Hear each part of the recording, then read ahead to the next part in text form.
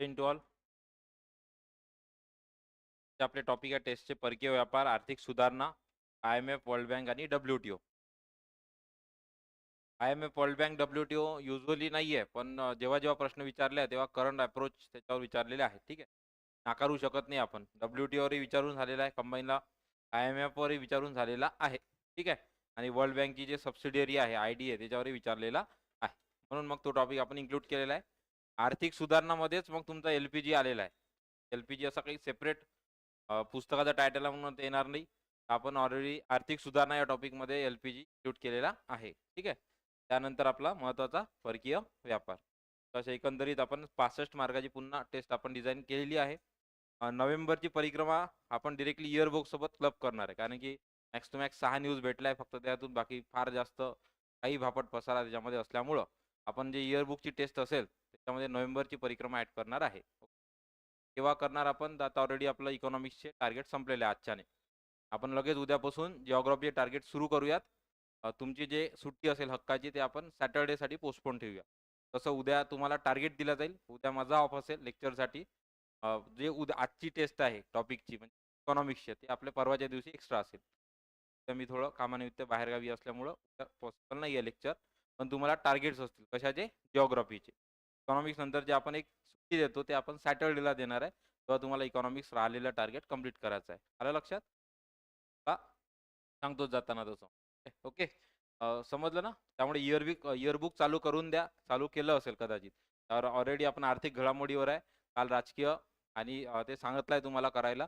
Almost आपलं असं target आहे की येणाऱ्या 12 दिवसामध्ये, म्हणजे 7 दिवसात आता पुढच्या जिओग्राफी संपेल आणि पुढच्या 7 दिवसात 14 दिवसामध्ये इयरबुक तुमचं संपलं पाहिजे.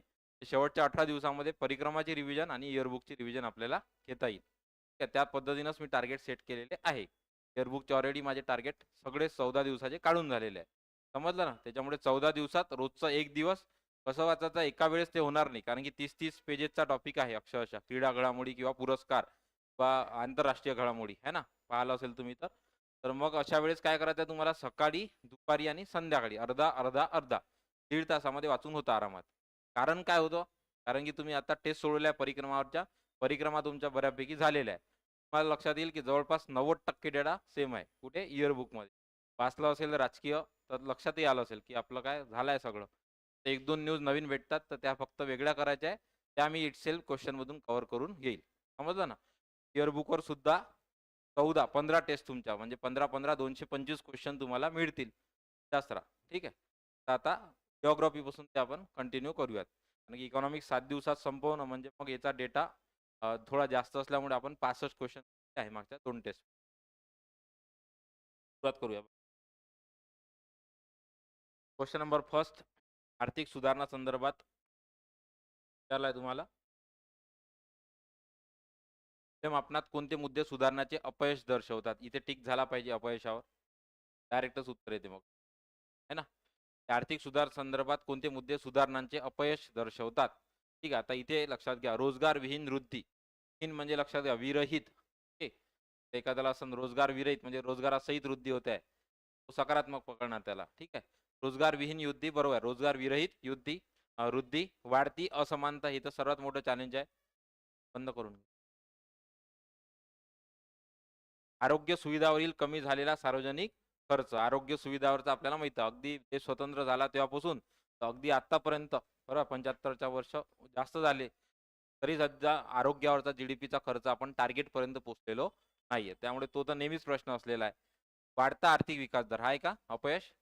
नाही. त्याच्यामुळे सी ऑप्शन गेलेला आहे तुमचा. सी गेला, गेला आणि सी गेला. Answer option A, B, D directly यायला पाहिजे. वाढता आर्थिक विकास दर हे अपयश दर्शवू शकत नाही, हे चांगली बाब आहे. आणि भारत ऑलरेडी इटसेल्फ GDPच्या अनुषंगाने आपल्याला माहिती आहे जपानला मागे टाकून 4थी अर्थव्यवस्था बनलेला आहे, है ना? तो बेसिकली मग रोजगार विहीन युद्धी, वाढती असमानता आणि कमी झालेला सार्वजनिक खर्च या अनुषंगाने अपयश दर्शवतात. नेक्स्ट पुढे. याचा स्पीकर जाऊ आहे का?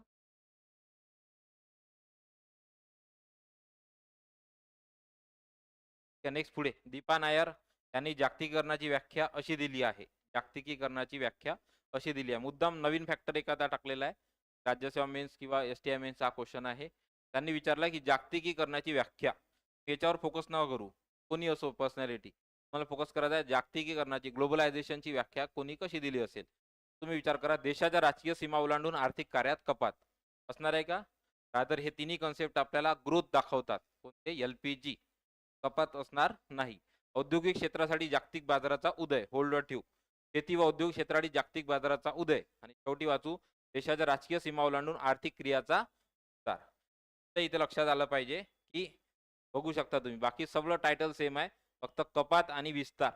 तेव्हा असं नेहमी असते, दोन ऑप्शन डिझाईन नेहमी लक्षात घ्या, त्याच्यापैकी दोन तर असते, बाकी पाहायचं 100% काम नाही. तेव्हा जेव्हा दोन टायटलमध्ये सिमिलरिटी आहे, एकच शब्द बदलवलेला आहे, याचा अर्थ आयोगाला तुम्हाला उत्तर द्यायचं आहे, फक्त तुम्हाला समजून उत्तर द्यायचं आहे. मग आपल्याला माहिती आहे जागतिकीकरण मध्ये काय होणार आहे? 100% विस्तार होणार आहे. त्याच्यामुळे याचं उत्तर काय? आन्सर ऑप्शन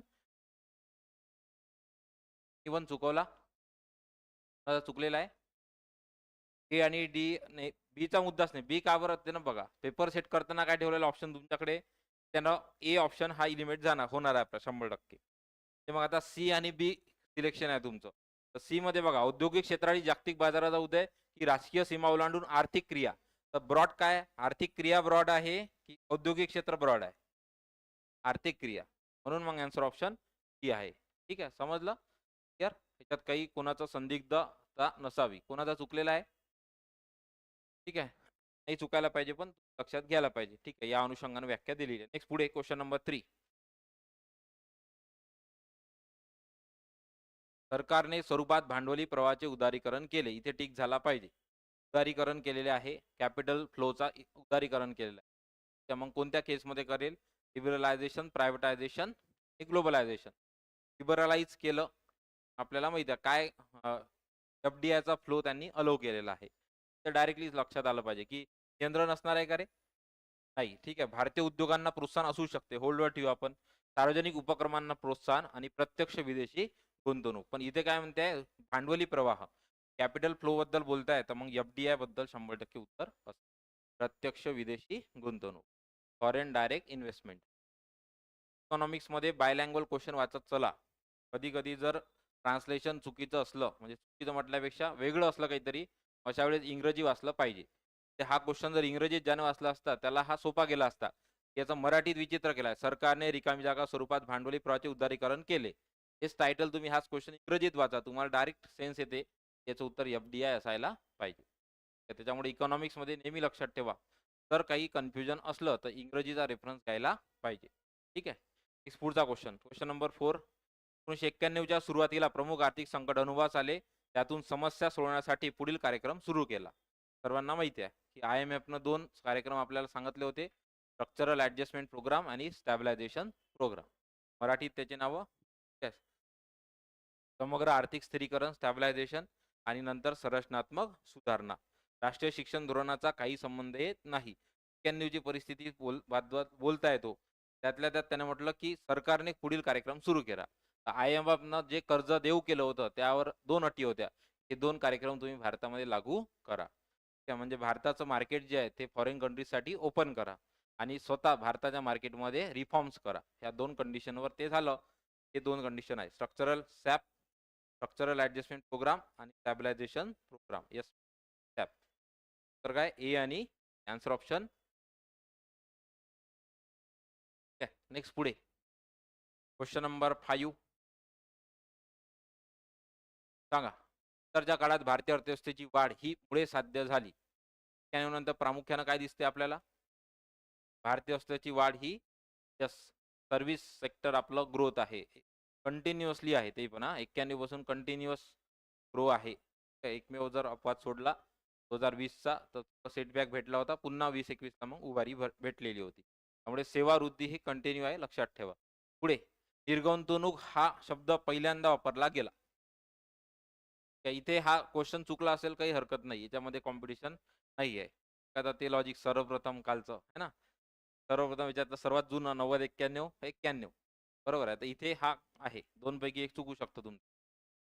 अर्थसंकल्पचा 90, 91चा की अंतरिम अर्थसंकल्प 91चा. तर इथे हे लॉजिक असं होतं की इलेक्शन इयर आहे, नरसिंहराव, मग काय असेल? इंटरिम बजेट असेल. ह्या दोन पैकी 91, 92चा अर्थसंकल्पापेक्षा निर्गुंतवणूक हा शब्द 91 मध्ये येणार आहे. आन्सर ऑप्शन इंटरिम बजेट अर्थसंकल्प 1991 चा.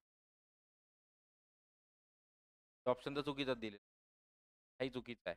100% 2 पैकी उत्तर असायला पाहिजे. तर मूळ अर्थसंकल्प पी.व्ही. नरसिंहराव निवडून आल्यानंतरचा 91-92चा व त्या अगोदर इलेक्शन इयर असल्यामुळे मांडलेला इंटरिम बजेट. कोणतं जास्त महत्वाचं आहे? Interim budget 1991. नेक्स्ट पुढे 7. कोणती विधाने योग्य आहे? दोन्ही योग्य आहे. 1999चा आहे, लक्षात ठेवा. त्यामध्ये पहिल्यांदा डिपार्टमेंट स्थापन केलं डिसइन्व्हेस्टमेंटचं. त्याच्यानंतर 2001 मध्ये त्याचं मिनिस्ट्रीमध्ये रूपांतर केलं. पाठ करून ठेवा, हे 2001च पाहिजे. आयोगानं 2 ते 3दा 2000 देऊन चुकवलेलं आहे.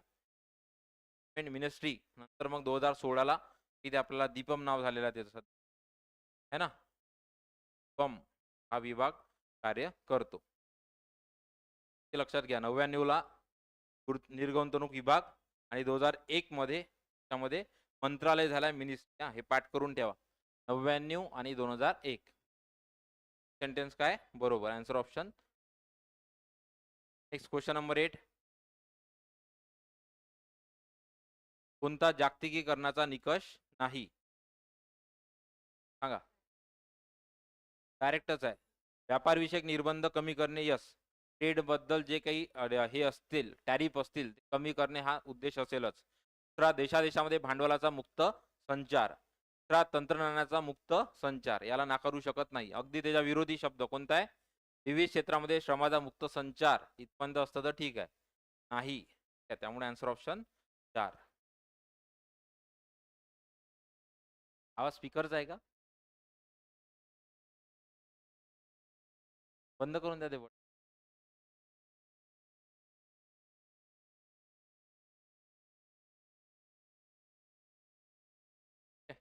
ते बघा.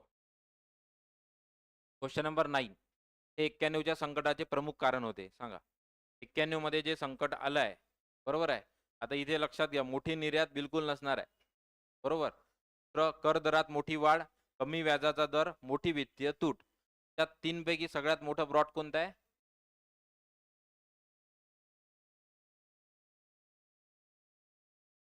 तुम्हाला काय विचारलं? काय जागतिकीकरणाचा निकष नाही म्हटलाय. विविध देशामध्ये श्रमाचा मुक्त संचार नाही, त्या मुक्त संचार पाहिजे होता. पण त्या पहिल्या व्यापार विषयक निर्बंध कमी करणे, यस असणारच आहे ना. नाही म्हटलंय तुम्हाला, हो नाही विचारलंय. निर्बंध नाही जागतिकीकरणाचा, निर्बंध कमी करणं येईल जागतिकीकरणाच्या व्याख्येमध्ये. ठीक आहे. त्या अनुषंगाने आन्सर ऑप्शन याचं काय राहील? 4 असेल. नेक्स्ट पुढे नंबर 9. बघा आता याच्यामध्ये कर दरात मोठी वाढ, कमी व्याजाचा दर आणि मोठी वित्तीय तूट. सगळ्यात महत्वाचा यक्ष प्रश्न कोणता होता? मोठ्या प्रमाणात आपली ज्या वित्तीय तूट, राजकोषीय तूट वाढलेली, कर्ज झालं होतं भारतावर. ठीक आहे. आपला फॉरेक्स रिझर्व्हही फक्त 1 आठवड्याची आपण आयात करू शकू इतका शिल्लक राहिलेला होता. महागाई म्हणाल तर खूप जास्त वाढलेली होती. म्हणून मग स्टॅबिलायझेशन प्रोग्राम मध्ये प्रामुख्याने आपण या 3 गोष्टीवर लक्ष दिलं. महागाई, ठीक आहे, आपली राजकोषीय तूट आणि आपला फॉरेक्स रिझर्व्ह. त्याला म्हटलं ते स्टॅबिलायझेशन प्रोग्राम. आणि मग स्ट्रक्चरल ऍडजस्टमेंट प्रोग्राम. याच्यामध्ये काय येईल? सर्व reforms, banking reforms, industry reforms, financial reforms. ठीक आहे. नंतर आपलं काय म्हणतो आपण, राजकोषीय सगळे रिफॉर्म्स, सगळं लक्षात ठेवा. पुढचा क्वेश्चन 10. खाजगीकरणाच्या संकल्पनेत खालीलपैकी कोणत्या बाबींचा समावेश होतो? आता इथे बघा, व्यवसाय भाडेपट्टा देणे, लिझिंग आउट, व्यवसाय समापन, नंतर स्वायत्तता प्रदान करणे आणि नंतर डिनॅशनलायझेशन. ठीक आहे. कोणत्या बाबीचा समावेश होतो? त्या म्हटलंय तुम्हाला की जेव्हा जेव्हा नेहमी असे ऑप्शन दिसतात 100% उत्तर वरील पैकी सर्व करायचं. Answer option. आणि याच पेपरमध्ये मी 2 ते 3दा हा प्रश्न रिपीट केलाय. हे होमवर्क आहे तुम्हाला. ठीक आहे. की जे काही आपले डिसइन्व्हेस्टमेंटचे निर्गुंतवणुकीच्या संदर्भात 3 उपाय आहे. ठीक आहे. त्यामध्ये ऑर्गनायझेशनल आहे, ऑपरेशनल आहे आणि फंक्शनल आहे. मला ते बघायचे आहे आज केल्यानंतर. एक चार्ट आहे देसाई सरांच्या पुस्तकात. तो आपल्या क्लासच्या नोट्समध्ये सुद्धा आहे. बरोबर आहे. निर्गुंतवणुकीच्या संदर्भात. ठीक आहे. तर हे चांगले करून ठेवा. 100% विचारल्या जाईल. ओके.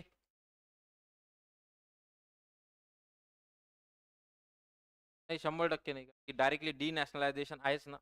DDLJ आठवत असेल मागे मेंटॉरशिपमध्ये आहे ना, आहे ना. संपूर्ण काही विषय नाही आहे तो. संपूर्ण विराष्ट्रीयकरण करावंच लागेल आपल्याला. डिनॅशनलायझेशन. ठीक आहे. डिनॅशनलायझेशन नंतर याच्यामध्ये डिसइन्व्हेस्टमेंट, नंतर लिक्विडिटी आणि जॉईंट व्हेंचर. हे 3 मार्ग आहे. कशाचे आहे तुम्ही बघून घ्या. वर्ग आहे तुम्हाला. ऑपरेशनल, ऑर्गनायझेशनल आणि फंक्शनल 3 प्रकार आहे. त्या अनुषंगाने डिसइन्व्हेस्टमेंट आणि खाजगीकरणाचे. त्याचा तुम्हाला आज व्यवस्थित बघून घ्यायचा आहे. याच पेपरमध्ये त्यासाठी टाकलेले आहे. पुढे नेक्स्ट क्वेश्चन नंबर 11. नवीन आर्थिक धोरणात हा उद्योगाचा आयात परवाना रद्द करण्यात आला. टाकण्याचा सेन्स क्वेश्चन असा आहे, सर्व जवळपास आयात परवाना रद्द झालेला आहे. तर मग सगळंच कापड उद्योग आहे, आयटी उद्योग असो किंवा उपभोग वस्तू. आन्सर ऑप्शन काय? Next question number 12. कोणते विधान बरोबर आहे? काल ऑलरेडी एक्सप्लेन केलं होतं परवा. जागतिक पातळीवर आर्थिक सुधारणा केव्हापासून सुरू झालेल्या आहे? 70 पासूनच सुरू झालेल्या आहे. पुढे 91 मध्ये जुलै 91 पासून आर्थिक सुधारणांना सुरुवात भारतामध्ये केली. दोन्ही हे अपील सेंटेन्स आहे. बरोबर आहे. ठीक आहे. Answer option actually Rajiv Gandhi era 70-80 पासूनच सुरुवात झालेली आहे. पहिल्याला चूक धरू नका, लक्षात ठेवा. प्रश्न जागतिक पातळीवर आहे. त्याला वाटण सर काल आपण 80 बद्दल बोललो ना, तर भारतात 80 पासून त्याला वारे सुरू झाले होते. प्रत्यक्षात आणलं मग राव मनमोहन यांनी जुलै 91 मध्ये. त्यामुळे जागतिक पातळीवर सुधारणा जर म्हटलं तर 70 बरोबर आहे. Answer option 3. पुढे हे जागतिकीकरणाचे दोष आहेत. ते ठीक झाला पाहिजे पेपर सोडवताना. दोष विचारलाय. आंतरराष्ट्रीय व्यापारात वाढ करणे असणार आहे का? तंत्रज्ञानाची उपलब्धता, देशी चलन साठ्यात वाढ होणे, सगळे चांगले काम आहे. बरोबर आहे. ते विचारलाय. कृषी क्षेत्रावर नकारात्मक परिणाम. आन्सर ऑप्शन जागतिकीकरणाचे दोष आहे का? कोणी चुकवणारा? कोणा चुकलाय? चुकायला नाही पाहिजे हा, लक्षात घ्या. तेवढं तर आता कॉमन सेन्स आपल्याला डेव्हलप झाला असेल. 3-4 दिवस झाले इकॉनॉमिक्सला. नेक्स्ट पुढे 14. आर्थिक सुधारणा संदर्भात खालील विधाने विचारात घ्या. कोणते सत्य आहेत? सेंटेन्स बरोबर आहे. सगळ्यात पहिल्यांदा सरकारच्या भूमिकेचे रूपांतर कंट्रोलर करून फॅसिलिटेटरकडे वाईट झाले. म्हणजे सुविधा पुरवणारा, नियंत्रण करणाऱ्यापेक्षा सुविधा पुरवणारा, जसं लायसन्स राज संपुष्टात आलं. दुसरं, पायाभूत क्षेत्रातील सुधारणेसाठी सरकार बांधील आहे. पायाभूत क्षेत्र म्हणून 91 नंतर बघा तुम्हाला मॅक्सिमम योजना, आपली प्रधानमंत्री ग्राम सडक योजना, रस्ते हे सरकारचं काम आहे. ही जबाबदारी स्वीकारली आणि मग केंद्र पुरस्कृत ही योजना सुरू केली. तर पंचायत राज संस्था पूर्णपणे कार्यान्वित करण्यास सरकार बांधील आहे. सेल्फ 73वी आणि 74वी घटना दुरुस्ती. त्यामुळे तिन्ही गोष्टी बरोबर आहे. आन्सर ऑप्शन 4 वरीलपैकी. हा क तुम्हाला असा कदाचित वाटू शकते, कारण की 73वी 74वी घटना दुरुस्ती नंतरून झालेली आहे ना. पण ऍक्च्युली लक्षात घ्या, आयोगानं हा क्वेश्चन सेम दोनदा विचारलाय. दोन्ही याचं उत्तर दोन्हीचा काय दिलेलं आहे वरीलपैकी. तर हा केस, हा प्रश्न पुन्हा रिपीट झाला. तर 3 गृहीत धरा. क 100% चुकीचं वाटते, कारण की विषय कशात चालू आहे? आर्थिक सुधारणा. स्पेसिफिक आहे 24 जुलै 1991चा तो इरा. आपल्याला घटना दुरुस्ती माहिती आहे 73वी 74 घटना दुरुस्ती त्यानंतरची आहे. पण याच्यासाठी जबाबदार आहे असं धरलं आहे आर्थिक सुधारणेमध्ये. क सेंटेन्सवर डाऊट घेऊ नका. नेक्स्ट पुढे 15. विकसनशील देशाच्या संदर्भात जागतिकीकरणाच्या समर्थनार्थ कोणते मुद्दे समर्पक आहे? ठीक आहे. आता बघा, प्रत्यक्ष परकीय गुंतवणुकीत चालना मिळते आणि आंतरराष्ट्रीय स्तरावर कर्जबाजारी होत नाही. वाचायचा होत नाही बरोबर आहे. दुसरं, जागतिकीकरणामुळे आधुनिक तंत्रज्ञानाचा प्रसार. आधुनिक तंत्रज्ञान, परकीय गुंतवणुकीत चालना, इथे गोल झाला पाहिजे. जागतिकीकरण प्रक्रियेमुळे विकसनशील देशातील दारिद्र्य दूर झाले आहे. जागतिकीकरणामुळे ज्ञानाची देवाणघेवाण मोठ्या प्रमाणावर होते. आता हे ड सेंटेन्स 100% आपलं जनरल सेंटेन्स आहे. नॉलेज शेअरिंग होते आहे. बरोबर आहे. क मध्ये लक्षात घ्या, काय विचारलाय? विकसनशील देश म्हणजे भारत आला. भारतात झालाय का दारिद्र्य दूर? त्यामुळे 100% क चुकीचा आहे. क गेला, क गेला आणि क गेला. आन्सर ऑप्शन अ ब. लक्षात येत आहे? हा जो आता पॅटर्न घेतोय ना आपण, म्हणजे मी आज असा विचार केला, आज आपलं इकॉनॉमिक्स संपलं. एक मला असा विचार आला की ही लेवल आपण फार जास्त घेतली आहे, कारण की मॅक्सिमम क्वेश्चन आपण याच्यातले एसटीआय मेन्स आणि राज्यसेवा मेन्स मध्ये कव्हर केला या टेस्ट मध्ये. पण का बरं? अप्रोच काय होता माझा, की तुम्हाला मेन्स मध्ये सुद्धा फायदा व्हावा, प्लस त्याच्यामध्ये तुमचा मेन कन्सेप्च्युअल क्लॅरिटी कव्हर व्हावा. आणि मी तुम्हाला लिटरली सांगतो, त्यामधला इकॉनॉमिक्स आपल्याला 7-8 मार्काला येईल परीक्षेमध्ये. पुढचा जो 7 मार्कचा क्वेश्चन राहतो ना, 7चा, हा 50% राहतो कन्सेप्ट. म्हणून मग या टेस्टद्वारे तुमचे कन्सेप्ट क्लिअर झाले असतील किंवा इलिमिनेशन तुम्हाला बरोबर लावता येत आहे किंवा इकॉनॉमिक्सचा पॅटर्न तुमच्या लक्षात येत आहे, असं मी गृहीत धरून ह्या टेस्ट डिझाइन करत आहे.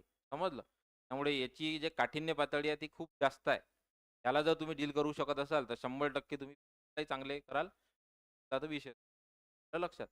टेन्शन घेऊ नका, स्कोर कमी येत नेक्स्ट पुढे नंबर 16 जागतिकीकरण ही अशी अशी प्रक्रिया आहे ज्यामुळे रिव्ह्यूज देत चला.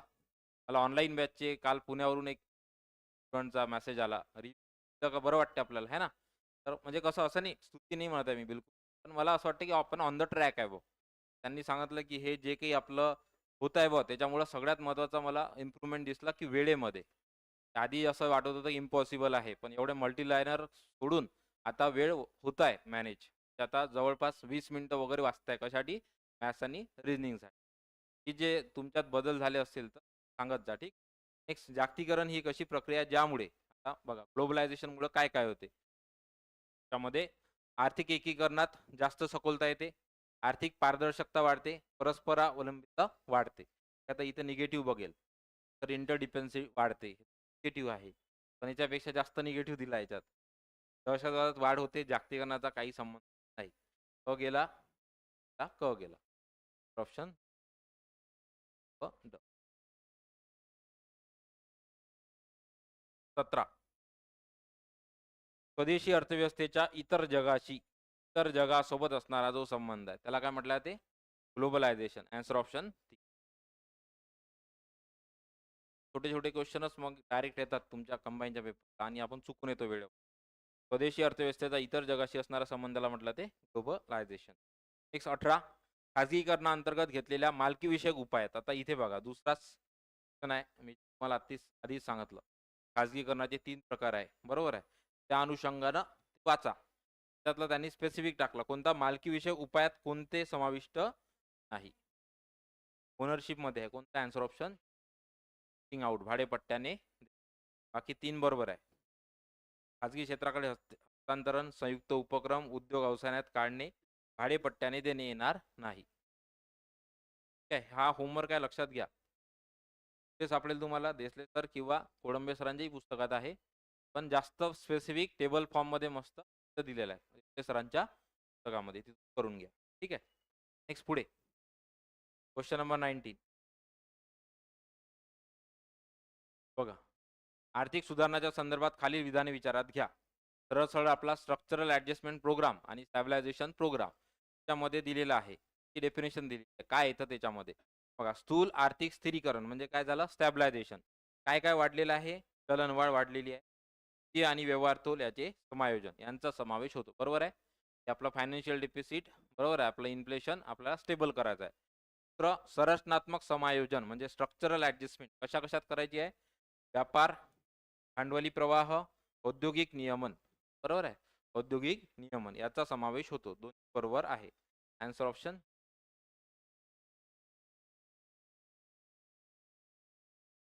क्वेश्चन नंबर 20 पूर्ण क्वेश्चन आहे. भारतातील रचनात्मक समायोजन कार्यक्रमात आर्थिक सुधारणा करण्यासाठी खालील घटकाचा समावेश होतो. आता इथे लक्षात घ्या रचनात्मक समायोजन आहे. त्या म्हणजे काय स्ट्रक्चरल ॲडजस्टमेंट करायचं आहे. ॲडजस्टमेंटमध्ये व्यवहार तोल येणार आहे का? नाही. व्यवहार तोल कशामध्ये येतो? स्टॅबिलायझेशनमध्ये येतो आहे ना. मग ए गेला. मग आता बी, सी किंवा सी, डी. तर वाचू आपण. औद्योगिक नियंत्रण मुक्त व्यवहार तोलातील समायोजन, व्यापार आणि भांडवल सुधारणा, चलनवाढ नियंत्रण. कशावर येणार आहे? डी आणि कारण की चलनवाढ पुन्हा काय करायचं आपल्याला? काय करायचं आहे? स्टेबल करायचं आहे ना. त्यामुळे चलनवाढ आणि व्यवहार तोल हा स्टॅबिलायझेशन प्रोग्रामचा भाग आहे. मला विचारलं होतं स्ट्रक्चरल ॲडजस्टमेंट प्रोग्रामचे घटक कोणते? तर काय असायला पाहिजे? डी आणि व्यापार आणि भांडवल सुधारणा, एक नियंत्रण मुक्त. समजत आहे का? नेक्स्ट पुढे 21 1991 मध्ये विकासाचे एलपीजी प्रतिमान त्यावेळेच्या अर्थमंत्र्यांनी अंमलात आणले. व्ही नरसिंहराव काय तर मनमोहन आहे का कोणी पी व्ही नरसिंहराव? अरे वाचलाच नाही आहे ना अर्थमंत्री. एलपीजी प्रतिमान खाई 91 होते असं काही हरकत नाही. आता चुकले तर डबल याचा कधी एक्झाम मध्ये दुखणार नाही. त्यांचं आत्ता बरोबर आहे मग कदाचित ओसी मध्ये एक्झाम मध्ये चुकू शकतात. ठीक तर चुकू नका आग्रहानं. पण लक्षात ठेवा की एक पूर्ण प्रश्न वाचत चला ही सवय आताच लागेल क्लासरूममध्ये. आता जवळपास आपली ह्याची टेस्ट आहे 15वी 14वी टेस्ट आहे ना. अजून आपल्या 32 टेस्ट तर फिक्स आहे. त्याच्यानंतर कॉम्प्रिहेन्सिव्ह टेस्ट आहे अजून. त्यामुळे लक्षात ठेवा तुमचं ऑलरेडी कोणती सवय लागायला 21 दिवस लागतात. क्लासरूममध्ये बसून 21 दिवस सहन करणं हा इटसेल्फ फार मोठा चॅलेंज आहे. बघू शकता किती शेवटी बघू आपण आहे ना. 91 मध्ये विकासाचे एलपीजी प्रतिमान कोण आहे मग? डॉक्टर मनमोहन सिंग. अर्थमंत्री होते मनमोहन सिंग. तसंच पुढे एक असाच चुकवलेला आहे. 22 जागतिकीकरणासाठी आवश्यक असलेल्या परिस्थितीमध्ये कशाचा समावेश होत नाही? हा पूर्ण वाचा प्रश्न. कशाचा समावेश होत नाही? आर्थिक उदारीकरण काय असणार आहे. बरं, इकॉनॉमिक लिबरलायझेशन, पायाभूत सुविधाची उपलब्धता असणार आहे. स्पर्धामुक्ता असेल की अस्पर्धा, इन कॉम्पिटिशन असेल की कॉम्पिटिशन. डायरेक्टली इथे हा शब्द चुकीचा आहे. त्यामुळे ऑप्शन गेला. नाही म्हटलं होतं आन्सर ऑप्शन क. कोणी आहे का फक्त करणारं? Please raise the hand. ना ते वाचा बरोबर. नाही म्हटलंय, समावेश होत नाही. हा गोल नाही झाला म्हणून तुमचा क्वेश्चन चुकला. ते जिथे बघा प्रॅक्टिस बघा, जिथे जिथे करत आहे अर्थमंत्री नाही. प्रत्येक क्वेश्चनवर माझा गोल बघा कुठं आहे वाचताना. त्यांना काय होते, इम्प्रूव्ह होते तुमचं कॉन्सन्ट्रेशन. त्याच्यामुळे एकही चूक होणार नाही तुमची पेपरमध्ये. सिली मिस्टेक टाळण्यात आधी हे करा. काय पेपर घेऊन बसत चला. ओके. आणि रेड पेन वापरा युजली पेपरमध्ये, तर पेन्सिलच वापरा. रेड पेननं कराल मग ब्लॅक पेन घ्याल असं नाही. नेक्स्ट पुढे 23 आर्थिक सुधारणाच्या अनुषंगाने खालील विधाने विचारात घ्या. सरळ सरळ तिन्ही सेंटेन्स काय बरोबर आहे. आयोगाने आतापर्यंत तीनदा क्वेश्चन विचारलेला आहे तोच तो की उदारीकरण काय दाखवते, डायरेक्शन दाखवते, खाजगीकरण जो आहे हा रूट दाखवते आणि जागतिकीकरण हे जे आहे त्याचं अंतिम एम आहे, ते आहे, गोल आहे. ठीक आहे, तर तिन्ही बीजाने सत्य आहे. Answer option. हाच क्वेश्चन सेम तीनदा रिपीट झालेला आहे सेम. ओके, पाठ करून ठेवा व्यवस्थित, नाही तर वेळेवर इथे सफल होऊ शकतो आपण हा. आणि मार्गमध्ये तर अंतिम ध्येय आठवते. लक्षात ठेवा लिबरलायझेशन हे डायरेक्शन आहे आणि प्रायव्हेटायझेशन जे आहे हा काय रूट आहे. नेक्स्ट पुढे 24 नवीन आर्थिक धोरणाचा शेती क्षेत्रावर कोणता प्रतिकूल, ज्यानं इतर डॉट केला त्याचा 100% बरोबर असणार आहे. प्रतिकूल परिणाम झालेला आहे. सांगा, निर्यात वाढली हा प्रतिकूल परिणाम आहे का? काय परिणाम झाला म्हणजे आपल्याला पाहायचं आहे. वाजवी किंमत आहे का प्रतिकूल परिणाम? आहे का? तर ऑप्शन 4 किंमत अस्थिरता आहे आणि बहुराष्ट्रीय कंपन्यांचा प्रवेश. Answer option 4. नवीन आर्थिक धोरणाचा शेती क्षेत्रावर, नाही तर एखादा म्हणेल सर बहुराष्ट्रीय कंपन्यांचा प्रवेश तर चांगला आहे, शेती क्षेत्रासाठी चुकीचा आहे ना. ऑलरेडीच तर शेतकरी त्रस्त आहे, त्यात जर फॉरेन मार्केट याच्यात इन्क्लूड झालं तर मग आणखी कॉम्पिटिशन वाढेल. म्हणून मग हे लक्षात घ्या. एखाद्याला डाऊट येऊ शकतो की सर आत्ताच तर आपण पाहिलं की MNC झाल्या, FDI वाढला, चांगली गोष्ट आहे. प्रश्न पहा ना, शेती क्षेत्रावर त्यातला त्यात हा महत्वाचा आहे कोणता? प्रतिकूल परिणाम. मग आन्सर ऑप्शन काय असायला पाहिजे? 4 की किंमत अस्थिरता आलेली आहे, इन्स्टॅबिलिटी आहे. पहिलंच मार्केट काही जास्त स्टेबल नाही, त्यातल्या त्यात इन्स्टेबल झालं आहे. बरोबर आहे. दुसरं, बहुराष्ट्रीय कंपन्याचा प्रवेश म्हणजे आणखी कॉम्पिटिशन स्पर्धा वाढलेली आहे. आपले लहान शेतकरी त्यासमोर टिकणार नाही. मग आन्सर ऑप्शन काय? 4 ब आणि ड. किती जणांचा चुकला है ना? चुकू नका देऊ. नेक्स्ट पुढे 25 ठेवा. यस. बघा 92-93 परिणाम विचारला. आर्थिक सुधारणाचा परिणाम इथं झाला पाहिजे फोकस. 92-93 मध्ये आर्थिक वृद्धीचा वार्षिक सरासरी दर 6.3 होता. सुधारणा कार्यक्रमाचा दारिद्र्य कमी करण्यात कमी सकारात्मक परिणाम झालाय. इथं मुद्दाम आयोगाने तुम्हाला डाऊटनेस तयार केलेला आहे. कमी सकारात्मक परिणाम झालाय. यस. जास्त काही फार काही पॉझिटिव्ह नाही आहे. बरोबर. भारतात परकीय विनिमय व्यवस्थापनातील सुधारणामुळे परकीय गुंतवणूकदाराचा आत्मविश्वास वाढला. सेंटेन्स काय बरोबर? Answer option 4. ते डाऊट घेऊ नका. ते कालावधी बघा 92-93 ते 2001 म्हणजे या दशकामध्ये 100% आर्थिक सुधारणा झाल्या. तर त्याचं फळ मिळायला 10 वर्ष लागणारच आहे. आणि मग इथे वार्षिक दर किती होता? आहे पॉसिबल, कारण की लगेच काय झाल्या होत्या? LPG झाल्या होत्या. त्यामुळे तिथं डाऊट घेऊ नका. आन्सर ऑप्शन याचं 6.8 आहे. मिस्टेक असेल करून करून घ्या. आन्सर ऑप्शन याचं काय? 4 आहे. वरीलपैकी सर्व. तसं आयोग चुकवणार नाही मॅम, जर प्रिंटिंग मिस्टेक झाली असेल तर. नेक्स्ट पुढे 26 खाजगीकरण या संकल्पनेत कोणत्या 3 उपयोजनाचा प्राधान्याने विचार केला जातो? तर पुन्हा प्रश्न कशावर आहे? प्रायव्हेटायझेशन. ते आपले 3 मार्ग आहेत. त्याचा आता टायटल शोधायचा आहे तुम्हाला, की खाजगीकरण जे आहे त्यामध्ये कोणत्या 3 उपाययोजना आहेत? बरोबर आहे. तर आता इथे त्यात पहिले ओनरशिप, तर ऑर्गनायझेशनल आणि नंतर मग आपलं फंक्शनल, कार्यात्मक. हे 3 प्रकार आहे. आलं लक्षात? मी सांगितलं आधी 3 आहे याच्यावर टोटल. होमवर्क आहे तुम्हाला आज. तुम्हाला होमवर्क काय आहे? मालकी हक्कामध्ये किती येतात? संघटनात्मक, ऑर्गनायझेशनल, कार्यात्मकमध्ये एकच येतो ऑटोनॉमी. जे कशात येतो? बाकी अजून स्ट्रक्चरिंग वगैरे, लिझिंग आउट कशात येतं? ठीक आहे. तर ऑप्शन काय? ए, बी आणि सी. उदारीकरणात येणार नाही. विचारलं काय? खाजगीकरण. उदारीकरणाचा संबंध येणार नाही. आन्सर ऑप्शन काय? ए, बी, सी. योगायोगानं वरीलपैकी सर्व नाहीये.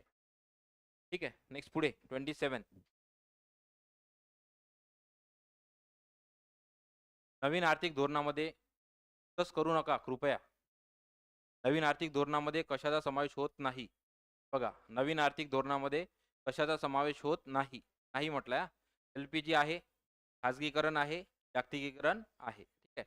राष्ट्रीयकरणाचा, नॅशनलायझेशनचा आणि नवीन आर्थिक धोरणाचा संबंध नाही. लक्षात घ्या. एखाद्यानं वरीलपैकी सर्व केलं असेल तर एवढं वाचतो आपण 10 वेळा. काय आहे? तर असं एल-पी-जी निवडा. दॅट इज लिबरलायझेशन, प्रायव्हेटायझेशन आणि ग्लोबलायझेशन. तर सरळ नॅशनलायझेशनचा संबंध येणार नाही. विचारलं ब्रॉड आहे, नवीन आर्थिक धोरण. त्यात तेवढंच उत्तर द्या. तुम्ही जर खाजगीकरणातलं राष्ट्रीयकरण त्याच्यात घेत असाल तर चुकीचं आहे. ते आता चुकलं असेल तर काही हरकत नाही, पुन्हा नाही चुकला पाहिजे. आन्सर ऑप्शन याचं काय? नाही म्हटलंय ना? आन्सर ऑप्शन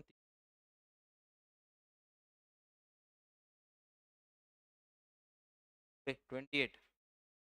कोणती विधाने बरोबर आहेत? सांगा.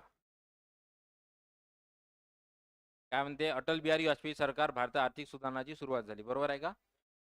पी नरसिंहा राव. स्थूल आर्थिक स्थिरीकरण, मागणी व्यवस्थापनाशी हे पाठ करून ठेवा 2. स्थूल आर्थिक स्थिरीकरण म्हणजे स्टॅबिलायझेशन हा कशा संदर्भात आहे? मागणी व्यवस्थापन.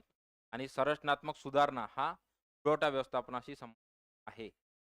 दोन्ही सेंटेन्स पाठ ठेवा. स्टॅबिलायझेशन डिमांड साइड आणि स्ट्रक्चरल ॲडजस्टमेंट सप्लाय साइड. जर एखाद्याला पाहिजे असेल तर ॲडजस्टमेंट प्रोग्राम आहे supply side. Structural stabilisation programme हे आहे demand side. Speed stabilisation demand side, structure adjustment programme supply side. लक्षात ठेवता दोन्ही सेंटेन्स बरोबर आहे. त्याला आन्सर ऑप्शन आणि 29 सांगा. कोणतीही संकल्पना शासनाच्या अतिरेकी नियंत्रणापासून व्यावसायिक संस्थांना स्वतंत्र बहाल करण्याविषयी उल्लेख करते? लक्षात आलं पाहिजे. शासनाची अतिरेकी नियंत्रण कशावर असणार आहे? खाजगी संस्थावर. अशा वेळेस काय करणार आपण? खाजगीकरण, प्रायव्हेटायझेशन. तर ग्लोबलायझेशन राहील. तर उत्तर राहील ग्लोबलायझेशन. ग्लोबलायझेशन करत आहे, उदारीकरण करत आहे. तर उदाहरणार्थ लायसन्स राज आहे, तो आपण नष्ट केला. त्यामुळे ग्लोबलायझेशन त्यामध्ये MRTP आणला. फेरा होता तर काय आणला आपण? फेमा आणला 1999 ला. त्यात हे उदारीकरण त्याच्यामध्ये येणार आहे. ऑप्शन 2. पुढे 30.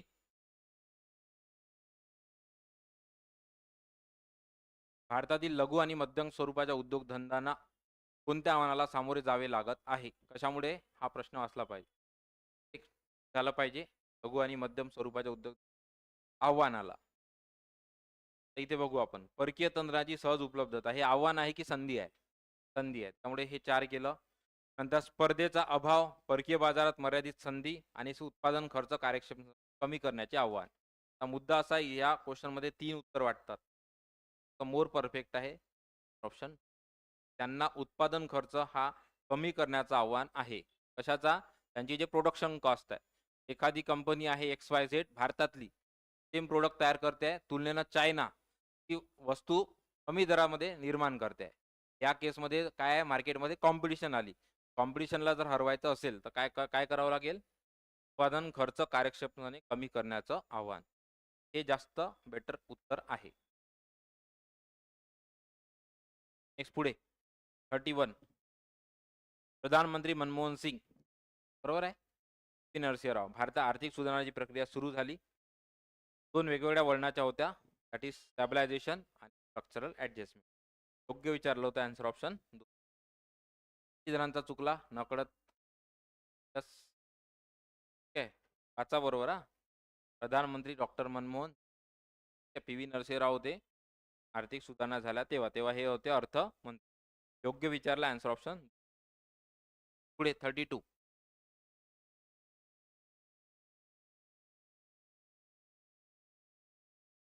सांगा.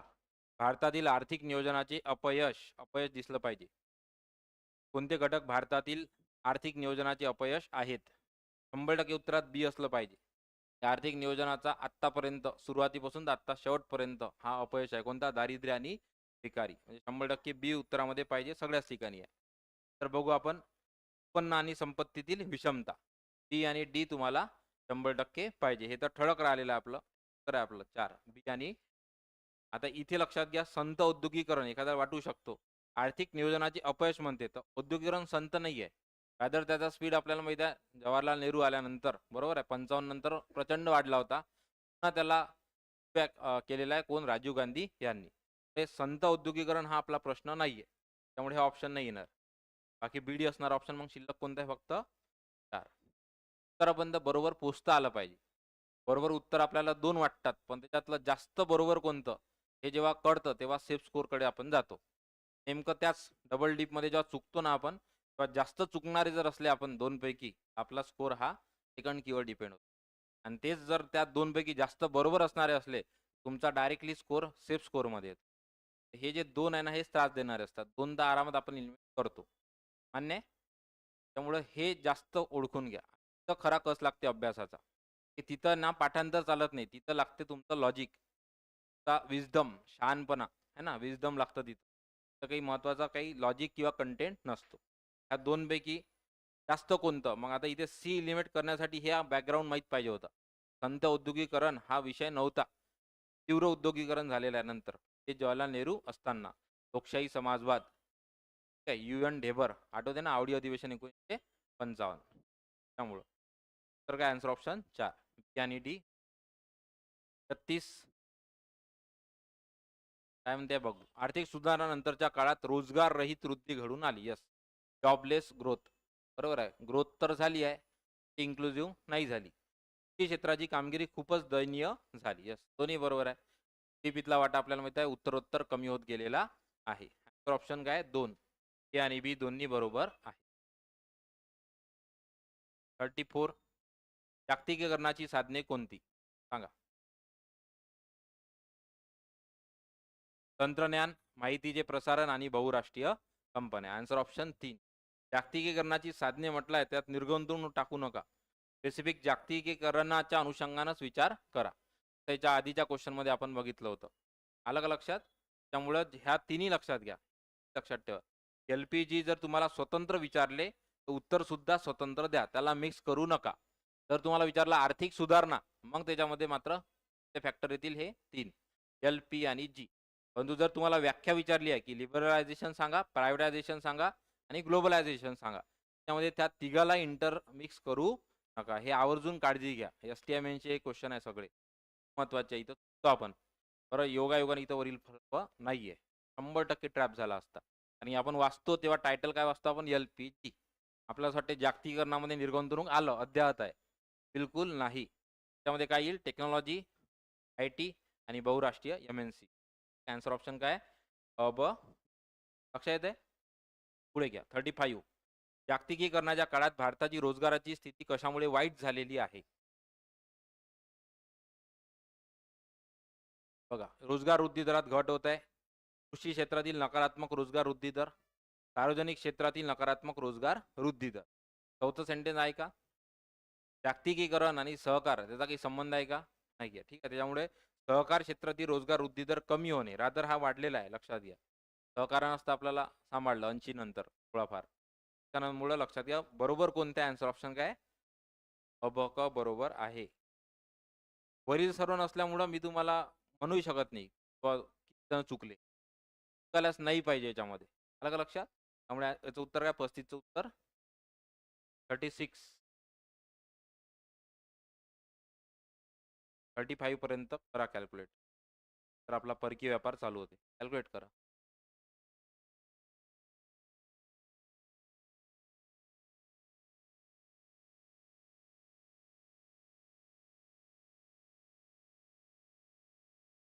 आर्थिक सुधारणा 35 क्वेश्चन आहे. ते 20 क्वेश्चन परकीय व्यापारावर आहे. तर 5-5 IMF आणि WTO वर आहे.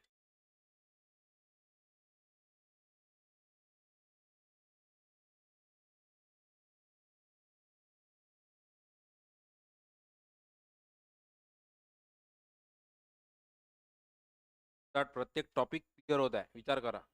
आजपर्यंत कधी केलंही नसतं तुम्ही असं.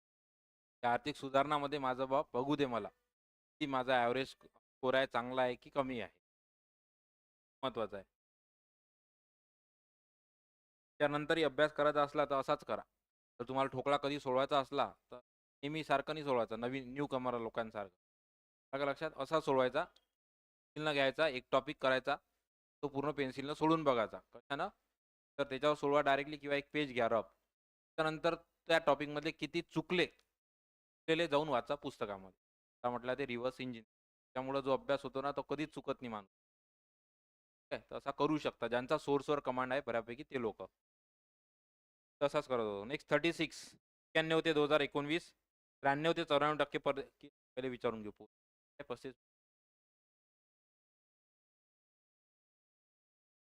पैकी बरोबर आहे.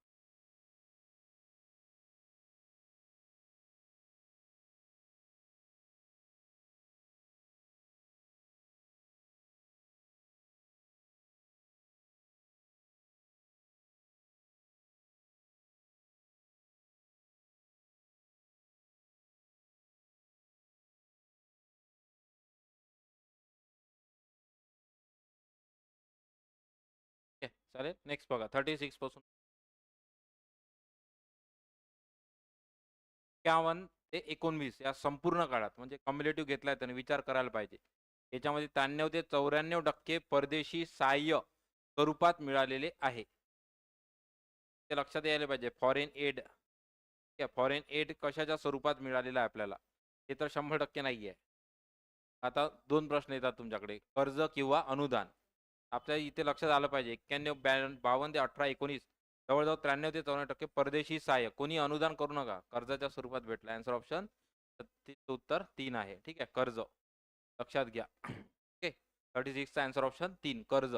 तरी तुम्हाला फॉरेन एड शब्द वाटला त्याच्यावरून तुम्ही अनुदान कन्सिडर करत असाल तर नाही आहे, या ऑप्शनसाठी ते लागू होत नाही. की पहिल्या मला वाटतं हा मेन्सचा किंवा राज्यसेवेचा आहे. पहिल्या राऊंडमध्ये मी याचं अनुदानच केलं होतं. पण मुद्दा असा येतो की याच्यामध्ये हा महत्त्वाचा कालावधी 51 ते 18 19 संपूर्ण काळात 93 ते 94% परदेशी सहाय्य. एवढं कर्जच आहे आपल्यावर. तर तिचं उत्तर आहे 3. नेक्स्ट 37 ते बघा. थेट विदेशी गुंतवणूक महाराष्ट्र राज्य आघाडीवर आहे. थेट विदेशी गुंतवणुकीत महाराष्ट्र नाकाराल का हे शब्दाला? नाही. ठीक आहे. युजुअली आपल्याला माहिती आहे महाराष्ट्र, कर्नाटक किंवा गुजरात या तीन असते आणि FDI मध्ये युजुअली वेळेस कोणतं राज्य आहे? महाराष्ट्र.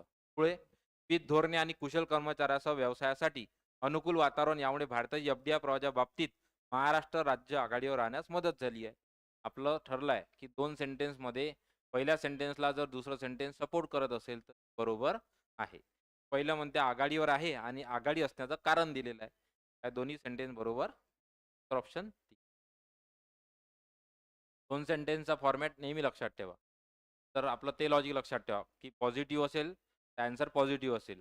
शब्द जर प्रश्न जर शक्यतामध्ये असेल तर उत्तर सुद्धा शक्यतामध्ये असेल. लक्षात ठेवा. पुढे 38 सांगा. मोठ्या प्रमाणात आयातीचे घटक आहे. ए, बी आणि सी. ऑप्शन राहून गेला. असू द्या. ए, बी, सी. पेट्रोलियम, कच्चे तेल उत्पादने, अन्नधान्य आणि डाळे आणि खते, नॉन फेरस मेटल आणि कागद हे सगळं आपण काय करत असतो? आयात करत असतो. ठीक आहे. निर्यात म्हटलं असतं तर आपण विचार केला असता. एवढं आपण निर्यात नाही करत. पण आयात म्हटलं ना तर ब्रॉड जायचं. जवळपास सगळंच आयात करतो आपण. है ना? त्याच्यामुळे लक्षात ठेवा. आन्सर ऑप्शन याचं काय? ए, बी आणि 39. यस. हा क्वेश्चन मुद्दाम टाकलेला आहे. त्या जाऊन तुम्हाला तो आयदर वन लाईनर येऊ शकतो. तसं मागे एक क्वेश्चन विचारला होता जिओग्राफीमध्ये. खडवायशेत हे ठिकाण कशासाठी प्रसिद्ध आहे? खडवायशेत होता, आठवत असेल तर. रासायनिक खतासंदर्भात, बरोबर आहे. तसाच मग हा क्वेश्चन उद्या जाऊन वन लाईनर येऊ शकतो तुम्हाला. हे ठिकाण शिवकाशी माहीत असायला पाहिजे. जर आता दिवाळी झालेलीच आहे, बरोबर आहे. तर फटाके वगैरे त्या अनुषंगाने शिवकाशी हे कशासाठी आहे? आगपेट्या. ठीक आहे. तर अंबाला PYQ आहे तुमचा. शास्त्रीय उपकरणे अंबाला आलेला आहे वन लाईनर क्वेश्चन. नंतर राजकोट इंजिन पंप आणि आग्रा तांबड्याचे 4 3 2 1 4 उत्तर आहे. Answer option 4. नेक्स्ट पुढे 40. हा क्वेश्चन विचारण्यामागचा माझा पॉइंट ऑफ व्ह्यू असा होता की उद्या जाऊन तुम्हाला जे विचारते कंबाईन मध्ये क्वेश्चन कोणतं, आयात निर्यातीमध्ये पहिले 5 देश नंतरचे 5, आयात निर्यातीमध्ये पहिले 5 घटक शेवटचे 5 घटक, पहिले आयातचे निर्यातीचे.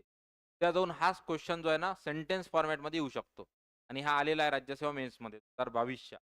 म्हणून मग जर आला तर तुम्ही लक्षात घ्या की नाही आहे तुम्हाला जो डेटा पार्ट आहे फक्त तो स्टेटमेंट फॉर्ममध्ये आहे. आलं लक्षात? हे अप्लाय करता आलं पाहिजे म्हणून हा दिला तुम्हाला. बघा काय म्हणते, एप्रिल नोव्हेंबर 2022 मध्ये USA सर्वोच्च निर्याती ठिकाण आहे. म्हणजे याचा अर्थ काय, USA पहिल्या क्रमांकावर आहे. ते आपला पाठ असते क्रम, तो लावायचा इथे. या अशा टाईप जर आला क्वेश्चन शकतो तुम्हाला यावेळेचा पेनमध्ये, तर पहिले 4 नंतरचे 4 आपले पाठ असते. ठीक आहे, आयात किंवा निर्यातचे. एप्रिल नोव्हेंबर मध्ये 22 मध्ये USA हा होता. आता बघून घ्या. नंतर एप्रिल नोव्हेंबर 22 मध्ये नेदरलँड हा 3ऱ्या क्रमांकावर होता. आपले 1 2 3 4 पाठ असते. त्यावरून त्यानं हे काय बनवलं आहे, सेंटेन्स बनवलेलं आहे. समजत आहे का मी काय म्हणणं आहे? मला हे जर सेंटेन्स फॉर्म मध्ये आलं तरी गडबड करू नका. त्या डेटा पार्ट आहे. आयातीचे 4 निर्यातीचे 4. आयातीचे 4 वस्तू निर्यातीच्या 4 वस्तू त्या जर स्टेटमेंट फॉर्म मध्ये झाल्या तरी आरामात सोडवा. दोन्ही सेंटेन्स बरोबर आहे. अ आणि ब योग्य आहेत. 41 सांगा. 1949 ला किती टक्क्यांनी झालाय? 3.5. 66चं 36.5. 1 जुलै 91चं 9.5 आणि 15 जुलै 91चं 2%. काय उत्तर नंबर आहे ना. तर 1 40 42. यस. 8वा परकीय व्यापार पहिल्याच पेजवर current account capital account. Current account मधले 2 आहे, अदृश्य आणि अदृश्य, बरोबर आहे ना. आता याच्यामध्ये दृश्यमध्ये वस्तू व्यापार, अदृश्यमध्ये सेवा व्यापार. आता इथे क्वेश्चन विचारलाय तुम्हाला की भारताचा व्यापार तोल है ना, याच्यामधलं कॅपिटल अकाउंट मध्ये यांचा समावेश. आता इथे लक्षात आलं पाहिजे, कर्ज येतात का? यस, कर्ज येणार. गुंतवणूक येणार का? FDI येणार. तो 8वा टेबल डायरेक्टच दिलाय तुम्हाला. विमा येणार नाही, कारण विमा ही सर्व्हिस आहे. ही येईल आपल्या करंट चालू खात्यामधील अदृश्य खात्यामध्ये. काय येईल त्याच्यामध्ये? विमा, इन्शुरन्स त्याच्यामध्ये येईल, सर्व्हिस आहे ना. त्यामुळे कर्जे, रुपया कर्ज सेवा आणि विदेशी गुंतवणूक ड येईल. Answer option 2. जणांचा चुकलाय. ठीक आहे, बरं काय आज तुमच्यासाठी सर्वांसाठीच. गेल्यानंतर परकीय व्यापार उघडल्यानंतर पहिल्याच पेजवर आहे, सगळ्याच सोर्समध्ये असेल. पहिल्यांदा असा फ्लो चार्ट दिलाय तुम्हाला. ठीक आहे, व्यापार तोल, व्यवहार तोल, चालू खाते. ठीक आहे, त्याच्यामध्ये दृश्य खाते, अदृश्य खाते, कॅपिटल अकाउंट. त्यामध्ये मग FDI FII सगळं आहे दिले. नावाचा आवश्यकता आहे. नेक्स्ट पुढे फेरा अंमलात आलेला आहे. कुणीही 73 मारू नये. अंमलबजावणी म्हटलाय तर मग लॉजिक लावायला पाहिजे. ठीक आहे, युजली अंमलबजावणीला वेळ लागणार आहे. त्याच वर्षी युजली कायदा त्याच वर्षी आणा लगेच अंमल झाला असं होत नाही. जनरली एखाद्या वेळेस झालं असेल अपवाद तर ठीक आहे. 73चा कायदा आहे, जानेवारी 1974 ला लागू झाला. ऑप्शन जणांचा चुकला, 73 केलेला आहे ना. लक्षात ठेवा, हे युजली लॉजिक आहे, वर्क करतात. युजली कोणताही कायदा लगेच नाही, त्यावर मग हे होईल कॉन्ट्रावर्सी. त्यामध्ये पुन्हा डिस्कशन चालेल संसदेमध्ये, लोकांचे विचार घेतले जातील, त्यानंतर तो कायदा अंमलात येईल. पुढे योग्य जोडी ओळखा आंतरराष्ट्रीय व्यापाराचे सिद्धांत. हा ऍक्च्युली सिलेबसचा भाग नाही आहे, पण जर आला तर हा स्टेट बोर्ड मध्ये येऊ शकतो. आणि परकीय व्यापार जा 12वीचा स्टेट बोर्ड घ्या, पहिल्याच पेजवर परकीय व्यापारमध्ये ही दिलेलं आहे. Absolute advantage theory Adam Smith, नंतर कंपॅरेटिव्ह डेव्हिड रिकार्डो, आणि नंतर मग हेक्स्चर ओलिनचा आहे फॅक्टर कॉस्ट थेअरी. पाठ पाहिजे आपल्या, ठीक आहे. ते आता काय चुकलं बघू आपण. उत्पादन घटक प्रमाण सिद्धांत हे बरोबर दिलेलं आहे, हे सफल केलेलं आहे. ए आणि सी. मला विचारलं काय? योग्य. फक्त पाठ करून ठेवा. लक्षात ठेवायचं, ॲब्सोल्यूट कॉस्ट ॲडव्हांटेज थेअरी ॲडम्सची आणि cost advantage theory are Ricardo. पाठ करून ठेवा. ए आणि C are. Adam Smith absolute आणि कंपॅरिझन कोणासोबत केला आहे? रिकार्डो सोबत. बस संपला विषय. इथेच क्लासमध्येच एवढं करा, बाकी जास्त थेअरीज करायचं काम नाही. 8-10 थेअरी आहे त्या राज्यसेवा मेन्सचा भाग होता आत्तापर्यंत. आत्ता तुम्हाला ते कंबाईनसाठी नाही करायचे आहे, त्यावेळेस बघू. तोंडलिक लाभाचा सिद्धांत कोण आहे? तोंडलिक म्हणजे कंपॅरेटिव्ह कोण आहे? रिकार्डो. आणि ॲब्सोल्यूट ॲडव्हांटेज कोण आहे? Adam Smith. Factor cost theory ओली. पुढे 5. भारत सरकारकडून 100% पर्यंत विदेशी प्रत्यक्ष गुंतवणुकीला परवानगी देण्यात आली.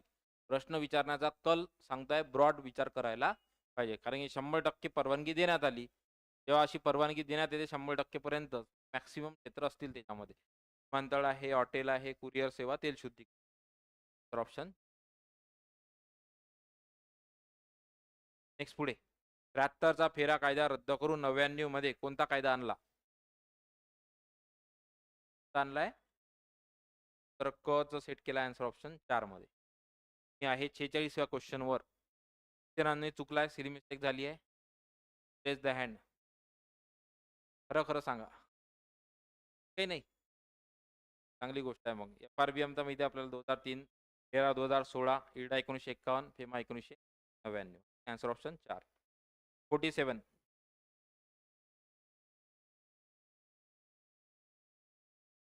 फेमा या दिवशी भारत सरकारने संसद मांडला. जे आवडीचं वर्ष आहे तेच नाही आहे, 99 है ना. पण आता मुद्दा काय, मी आधीच सांगितलं तुम्हाला, संसदेत मांडला आणि मंजूर झाला. तो याला 1 वर्ष लागतं. हा लॉजिकच लक्षात ठेवा तुम्ही. ते लक्षात ठेवा. फेमा या दिवशी भारत सरकारने संसदेमध्ये मांडला. 4 ऑगस्ट 1998. 4 of August 1990. ते तुम्ही हे इलिमिट करू शकता. कधीही या दिवशी कोणतंही संसद अधिवेशन भरणार नाही. असेल तर ते विशेष अधिवेशन. 15 ऑगस्ट गेलं, 26 जानेवारी गेलं. मग आले 2 ऑप्शन, 10 जानेवारी 97, 4 ऑगस्ट 98. फेमाचं वर्ष काय? 99. त्या 1 वर्ष लागला असेल. कॉमन सेन्स वापरून उत्तर द्यायला पाहिजे. 48. चांगला क्वेश्चन. बरोबर आणला होता तो. सांगा काय उत्तर असायला पाहिजे? नंबर आहे उत्तर. काय चुकलाय मग? बाकी जणांनी याचं उत्तर जे आहे प्लीज रेज द हँड. आणि बाकीच्यानं काय केलं? 4. हो चूक आहे. तर 4 वाले बघू आपण. आणि चूक आहे, हात वर करा. फक्त अयोग्य आहे. फक्त ब योग्य आहे. बाकीच्यांनी त्यांचे हात नव्हते वर, ते सोडवलाच नाही आहे. तर इथे लक्षात घ्या, बहुराष्ट्रीय कंपन्या MNC आहे, त्या यजमान देशाच्या आयातीला नाही, निर्यातीला प्रोत्साहन देईल. लक्षात येत नाही, मदत करतात. आधुनिकीकरण आणि वेगवान वाढीचे मध्यस्थ म्हणून MNC ला पाहिले जाते. यस, बरोबर आहे. Answer option 2. तर ब योग्य आहे. सेज कायदा संसदेत कधी पास करण्यात आला? 2005चा कायदा 2006 ला लागू झाला. ऑप्शन 4. 2000 मध्ये जाहीर झाला. कालच्या किंवा परवाच्या टेस्टमध्ये होता. हेच कायदा उद्योगात आपण घेतला होता. 2000 ला जाहीर झाला, 2005 ला कायदा आणि 2006 ला लागू झाला. पुढे चांगला क्वेश्चन आहे, स्टार करा, महत्वाचा आहे. प्रत्यक्ष विदेशी गुंतवणूक अर्थव्यवस्थेची उत्पादन क्षमता वाढवण्यास मदत करते. FDI इकॉनॉमीची आपल्या इफिशियन्सी वाढवते. बरोबर आहे वाक्य. विदेशी पोर्टफोलिओ गुंतवणूक, that is FII, foreign portfolio investment किंवा इनडायरेक्ट इन्व्हेस्टमेंट, ठीक आहे, हे सट्टेबाजीच्या स्वरूपाची असते आणि अत्यंत अस्थिर असते. होलॅटाईल म्हटलं त्याला. कारण होलॅटाईल काय? कारण की stock market, capital market usually काय असते, प्रत्यक्षात व्यक्ती आहे का इथे किंवा कंपनी आहे का इथे भारतात नाही आहे. त्यामुळे ते काय झाली, फॉरेन इनडायरेक्ट इन्व्हेस्टमेंट. ते डायरेक्टली जर वाटलं की आज भारतामध्ये बॉम्बस्फोट झाला तर डायरेक्ट आपण पाहतो सेन्सेक्स किंवा निफ्टी पडलं मार्केट, त्या व्यक्तीनं फॉरेनमध्ये बसूनच त्याचा मार्केटमधला पैसा काढून घेतला. त्यामुळे हे काय जास्त होलॅटाईल आहे. तेच वॉलमार्ट आहे, प्रत्यक्ष उपस्थिती आहे कुठे भारतामध्ये. वॉलमार्ट माहीत असेल, सबसिडियरी वॉलमार्ट आहे इथे. इथे जर बॉम्बस्फोट झाला, इथलं सेन्सेक्सचा परिणाम झाला. वॉलमार्ट रात्रीच्या रात्री जाऊ शकते का फॉरेनमध्ये लगेच? नाही जाऊ शकत. त्याच्यामुळे एफ-डी-आय हा युजुअली स्थिर असतो, स्टेबल असतो आणि त्याचे फायदे सुद्धा असतात. ना फॉरेन इनडायरेक्ट इन्व्हेस्टमेंट फक्त आर्थिक फायदे असतात. बाकी ना त्याच्या टेक्नॉलॉजीचा फायदा होत, ना त्याचा मॅनपॉवरचा फायदा होत, ना प्रोसिजरचा फायदा होत. समजलं? त्यामुळे आन्सर ऑप्शन याचं काय? दोन्ही बरोबर आहे. ए आणि बी बरोबर आहे. हे समजून घ्या प्रॉपर हा. हा समजला तर कधीच क्वेश्चन येणार नाही. एफ-डी-आय आणि एफ-आय-आय होमवर्क आहे. गेल्यानंतर तुमच्यामध्ये त्या पुस्तकामध्ये एक मस्त चार्ट दिलेला आहे छान त्यांच्या पुस्तकात. आपल्या नोट्समध्ये असेल. ते वाचून घ्या. एफ-डी-आय आणि एफ-आय-आय यातला फरक कोणता आहे दोघात? पुढे 51.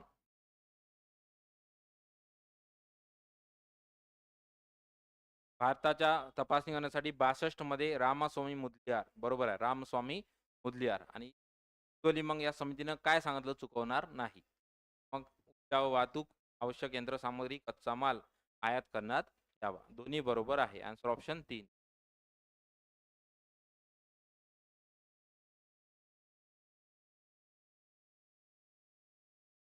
व्यवहार तोलाच्या अदृश्य लक्षात घ्या. अदृश्यमध्ये काय येतात? काय येतात? सेवा येतात. बरोबर आहे. मग आता त्याच्यामध्ये कशाचा समावेश होतो? वस्तूचा व्यापार येणार आहे का? अ गेला, अ गेला, अ गेला. Answer option 3. ब, क, ड. वाचायचंही काम नाही. त्यातला 36 सेकंदपेक्षा वेळ तुम्ही वाचू शकता या प्रश्नामध्ये. आहे ना? म्हणून इलिमिनेशन लावा. मस्त. ते तुम्हाला भरपूर वेळ मिळेल. जवळपास मिनिमम 25 मिनिटं तर मिळतात मॅथ्स आणि रिझनिंगला. तर ज्या व्यक्तीला 25 मिनिटं शिल्लक राहिले ना, 100% 20 पैकी 16-17 तरी बरोबर आणतो. एक रिस्पेक्टेड स्कोर आहे. तुम्ही आरामात पोहोचू शकता.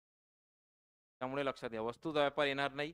वाहतूक, विमा, गुंतवणूक, उत्पन्न ह्या सगळ्या काय माझ्या सेवा आहे आणि अदृश्य खात्यामध्ये सेवाचा उल्लेख आहे.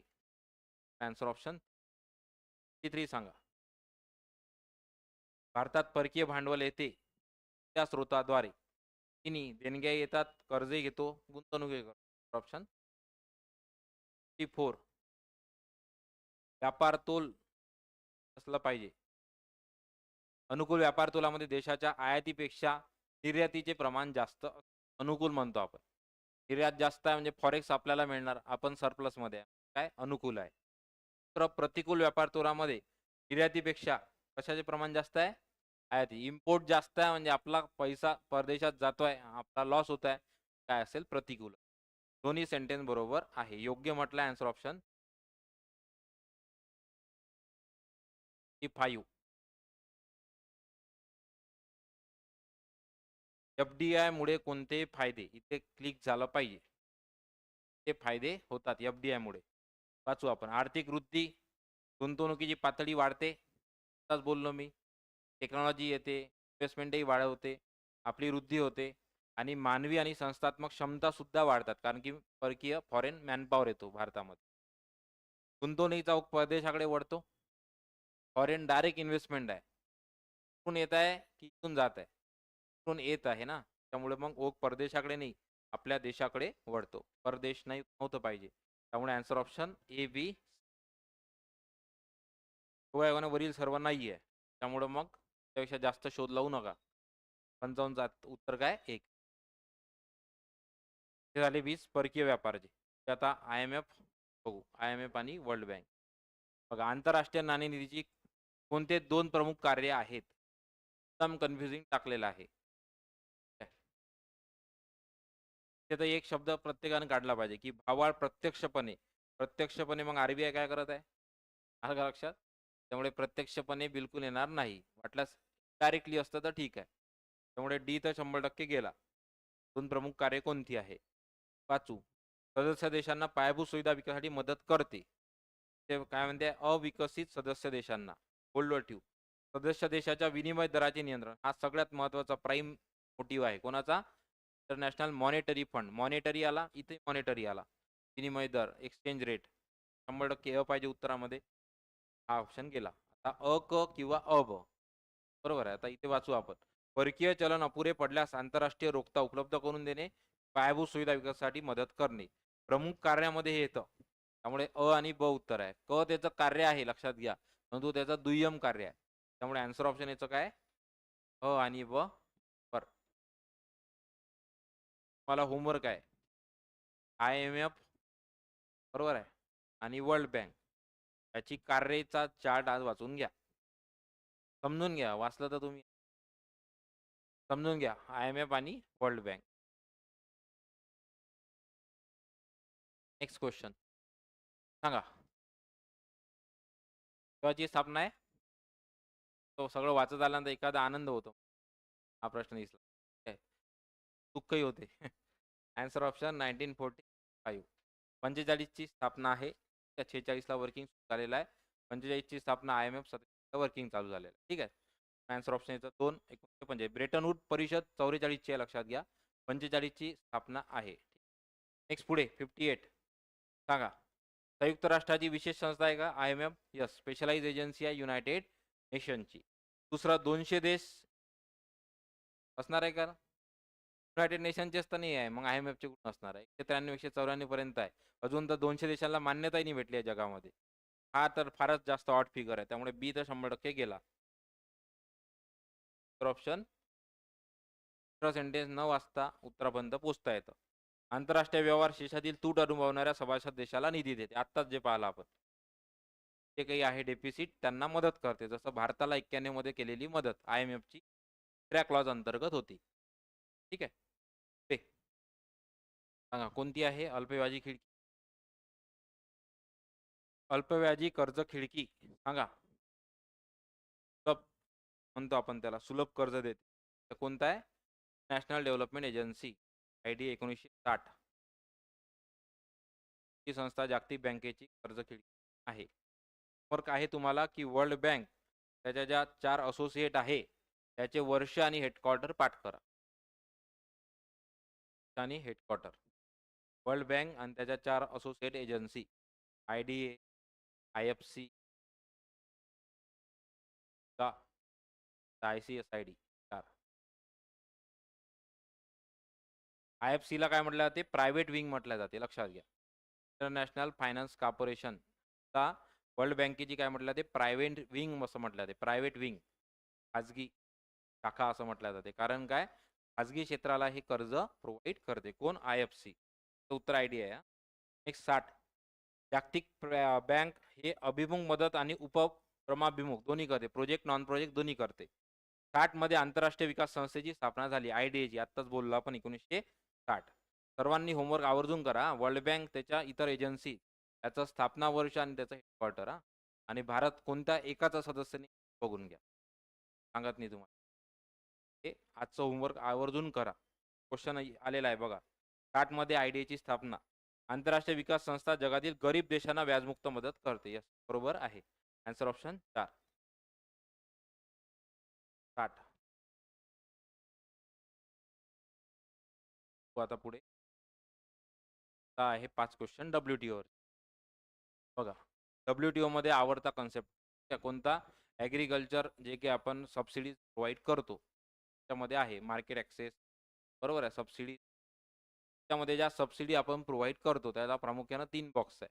पर बॉक्स त्या ब्ल्यू बॉक्स आणि नंतर आपला स्पेशल आणि ग्रीन बॉक्स बरोबर आणि एक चौथा अजून आहे special and differential treatment box SNDT box. आता इथे प्रामुख्याने 3च फोकस करा. अंबर, निळा आणि त्याच्यामध्ये विचारलंय तुम्हाला अंबर बॉक्स. अंबर बॉक्स म्हणजे युजली आता एक रेड बॉक्स आहे तो नाही आहे लक्षात घ्या. रेड म्हणजे ज्या सिग्नलला आपण थांबतो. तसंच अंबर म्हणजे काय? त्या दिल्या तर त्या फॉरेन ट्रेडवर किंवा जे आपण म्हणू शकतो प्रोडक्शन जे आहे ॲग्रिकल्चर तर फरक पडू शकतो म्हणून त्या थांबवल्या पाहिजे. त्याच्यासाठी विकसित देशाचे आणि विकसनशील देशाचे वेगवेगळे टार्गेट दिलेले आहे. थांबवलं पाहिजे. त्यामुळे मार्केट डिस्टॉर्ट होतं. डिस्टॉर्ट म्हणजे हे होतं डिस्टर्ब होतं. डिस्टर्ब होतं तर कोणतं असेल याच्यामध्ये? तर अंबर बॉक्समध्ये आहे किमान आधारभूत किंमत MSP मिनिमम सपोर्ट प्राइस. जेव्हा जेव्हा केंद्र सरकार MSP बाबत बोलते तेव्हा WTOचा विचार करून बोलावं लागतं भारतात. असं नाही की शेतकरी संघटनाचा विचार करून जमते. आलं लक्षात? पर बॉक्स MSP किमान आधारभूत किंमत. सामाजिक आणि विकास, विकास शब्द शोधा. ठीक आहे. बस त्याच्यावरून आलं असतं. बीचं उत्तर 1. तर ऑप्शन असं काही नाही की बाकी जमलंच पाहिजे. बरोबर जर मॅच करता आलं तरी जमतं. सामाजिक आणि विकास बॉक्स मानव विकासाचे घटक. निळा बॉक्स ग्रामीण विकास. ओके, ज्याच्यामुळे उत्पादन वाढतं, त्याला निर्बंध आणले पाहिजे. आणि ग्रीन बॉक्स त्यामुळे काही फरक पडत नाही. त्याच्यामध्ये काय येतात? 65 सांगा. कोणत्या दृष्टिकोनातून जागतिक व्यापारी संघटना भारतीय व्यवस्थेला फायदेशीर नाही? नाही म्हणते WTO आपल्यासाठी फायदेशीर नाहीये, बेनिफिशियर नाही वाटत आहे आपल्याला. विचार करा. सांस्कृतिक विकास असेल भारतामध्ये, ऑलरेडी सांस्कृतिक फॅक्टर हा खूप मोठा आहे, डायव्हर्सिफाईड आहे आणि आपल्याला बेनिफिटच होतो त्याचा. यस, पर्यटनासाठी जगातून महाराष्ट्राला प्राधान्य दिलं जातं, बरोबर, सॉरी भारताला, त्यामुळे ते येणार आहे. राजकीय विकास आणि व्यापारासंबंधी बौद्धिक मालमत्तेचे हक्क. संकुचित विचार नका करू. राजकीय विकास बरेच जण म्हणत आहे. प्रामुख्यानं लक्षात घ्या, ह्याच्यामध्ये हे येतं 4 TRIPS, trade related intellectual property rights. याच्याबाबत जे आपण म्हणतो त्याला पेटंट म्हणतो आपण. पेटंट वगैरे ट्रेडमार्क त्या संदर्भात युजली भारत काय मागे आहे. आणि WTO नेहमी बघू शकता तुम्ही, आपल्या हळदीचे वाद होते, अजून का 2-3 गोष्टी आहे, प्रामुख्याने हळदचं पेटंट आपलं USA सोबत वाद होते. त्यामुळे लक्षात घ्या काय होते. ट्रिप्स व्यापारासंबंधी बौद्धिक मालमत्ता, trade related intellectual property rights, या संदर्भात WTO हा भारतासाठी फायदेशीर नाही. इथं काय होते माहिती आहे का, बायस बायस का बड होते, कारण की WTO मध्ये महत्वाचा फॅक्टर कोणाचा आहे? USAचा. त्याच्यामुळे आन्सर ऑप्शन 4 आहे. पुढे सांगा WTO. तर 3 मारलं सरांनी, मास्तरनं म्हटलं की बा 1 आणि 2 ऍड करा, ते ऍड नका करू. ठीक. WTO आन्सर ऑप्शन 2 बहुपक्षीय. एक द्विपक्षीय साठी पहिले गॅट होता, तो समाप्त करून 95 ला आपण आणला बहुपक्षीय WTO. याचं उत्तर आहे 2.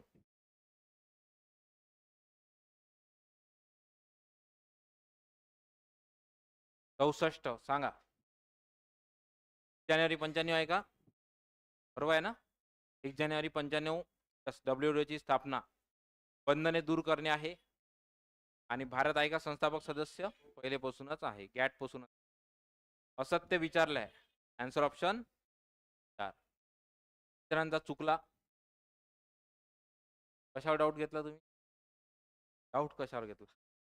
जानेवारी 95 तर पाठ पाहिजे. फर्स्ट सेंटेन्स आहे जनरल, आणि भारत हा ऑलरेडी आहेच ना, गॅटचा ज्या अर्थी आहे, तर गॅटलाच कंटिन्यू केला WTO. नाही चुकायला पाहिजे.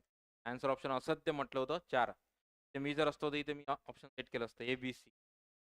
मग ABC केलं असतं. टायटल वाचतच नाही, ऑलरेडी 64 वर पोहोच, बॅटरी डाऊन होऊन जाते. तास डंकेल मसुदा माहिती आहे सगळ्यांना, सर्वात जास्त जो 8 वर्ष चालला जवळपास राऊंड, तो डंकेल. त्यांनी शेवटी फायनली उरुग्वे राऊंड, त्यामध्ये डंकेल प्रस्ताव मांडला आणि तो संपुष्टात आला, आणि फायनली WTO स्थापन करण्याचा मार्ग मोकळा झाला. त्याच्यावर भारतानं साईन केली आहे 15 एप्रिल 1994. पाठ ठेवा माहीत नसेल तर. Done for today. बघा 65.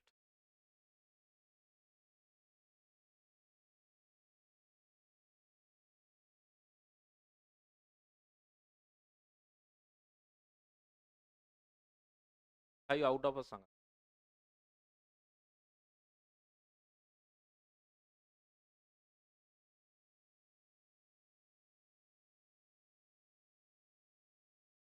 हो 33. काय तुम्ही मग त्यात नव्हते ना विचारात? आर्थिक सुधारणानंतरच्या काळात रोजगार रहित वृत्ती घडून आली, बरोबर आहे. तर आर्थिक सुधारणानंतर जी आपली ग्रोथ आहे प्रामुख्यानं, ते जॉबलेसच म्हणतो. की अजूनही आपण जेव्हा सगळे सर्वे घेतो, त्यामध्ये प्रामुख्यानं पिरियॉडिक लेवल पोस्ट सर्वे घेतो आपण, त्यामध्ये आपल्याला दिसून येते की जॉब ग्रोथ आपले अजून, जॉब तर जाऊ दे, आपण स्किल लेबरही बनवू शकलो नाहीये. त्यामुळे पहिलं सेंटेन्स बरोबर आहे. कृषी क्षेत्राची कामगिरी खूपच दयनीय झाली, आपल्याला म्हणू शकतो आपण की त्यामुळे GDP मधला वाटाही काही वाढलेला नाही विशेष. त्यामध्ये अल्पभूधारक आणि भूमिहीन त्यांचाही काही स्कोप एवढा वाढलेला नाहीये. तुमचा कशावर डाऊट आहे? नाही नाही, रोजगार रहित वृद्धी घडून आली, बरोबर आहे ना? काय लक्षात? माझाही हा मला विषय होता. पण जेव्हा कॉम्प्रिहेन्शन वाचलं, मराठी डिक्शनरी वाचली, तेव्हा माझ्या ते लक्षात आलं. रोजगार रहित वृद्धी घडून आली. त्यामध्ये रोजगार रहित, विना रोजगार, जॉबलेस ग्रोथ. हां, तेच. तेच ना. त्यामध्ये पहिल्यामध्ये विरहित शब्द नाही वापरला आहे. मी म्हटलं असेल चुकीचं. आठवतंय आहे का? काय प्रश्न सांगा बरं?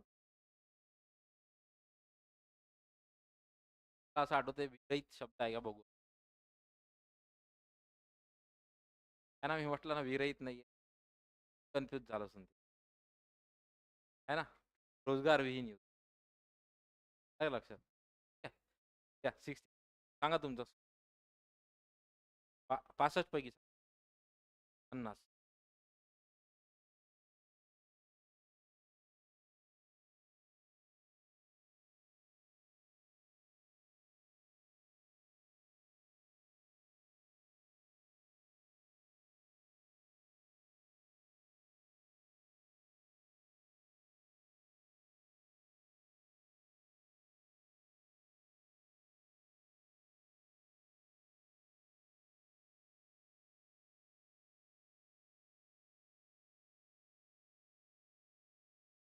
ओके. काय स्कोर?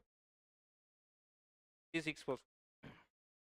सायन्स साईट हा टॉपिक आहे. आज तुम्हाला इलेक्ट्रिसिटी होता ना आजचा टॉपिक. आपलं संपलाय हा फिजिक्स केमिस्ट्री आज संपलाय. म्हणजे इकॉनॉमिक्स होता आपला, फिजिक्स संपलाय. आपलं जे आहे मॅथ्स रिझनिंगमधली फक्त मॅथ्समधली फक्त 3-4च टॉपिक राहिले आहे. ते मॅथ्स आणि रिझनिंगचे आपलं असं टार्गेट आहे. मॅथ्स रिझनिंग तुमचं जवळपास जिओग्राफी सोबतच संपेल. त्यानंतर तुमचे कॉम्प्रिहेन्सिव्ह चालू होईल. मॅथ्स आणि रिझनिंग एकाच पेपरमध्ये सगळं मिक्स राहत जाईल. मॅथ्स आणि रिझनिंग तेच काही सांगण्यात येणार नाही. म्हणजे तुम्ही आता बी प्रिपेअर्ड. आलं लक्षात? इथून पुढचे 7 दिवस चांगली प्रॅक्टिस करा मॅथ्स रिझनिंग. त्या पेपरमध्ये पासून जे आहे मॅथ्स रिझनिंगचे क्वेश्चन राहतील सगळे टॉपिक. आलं लक्षात? त्यामुळं बघा पासून याचं उत्तर आहे. वेव्हलेंग्थ माहिती आहे सर्वांना. हायर इन व्हिजिबल स्पेक्ट्रम रेडची असणार आहे. विबज्योर रिव्हर्स लिहा. लक्षात ठेवा, विबज्योर रिव्हर्स लिहायचा आहे.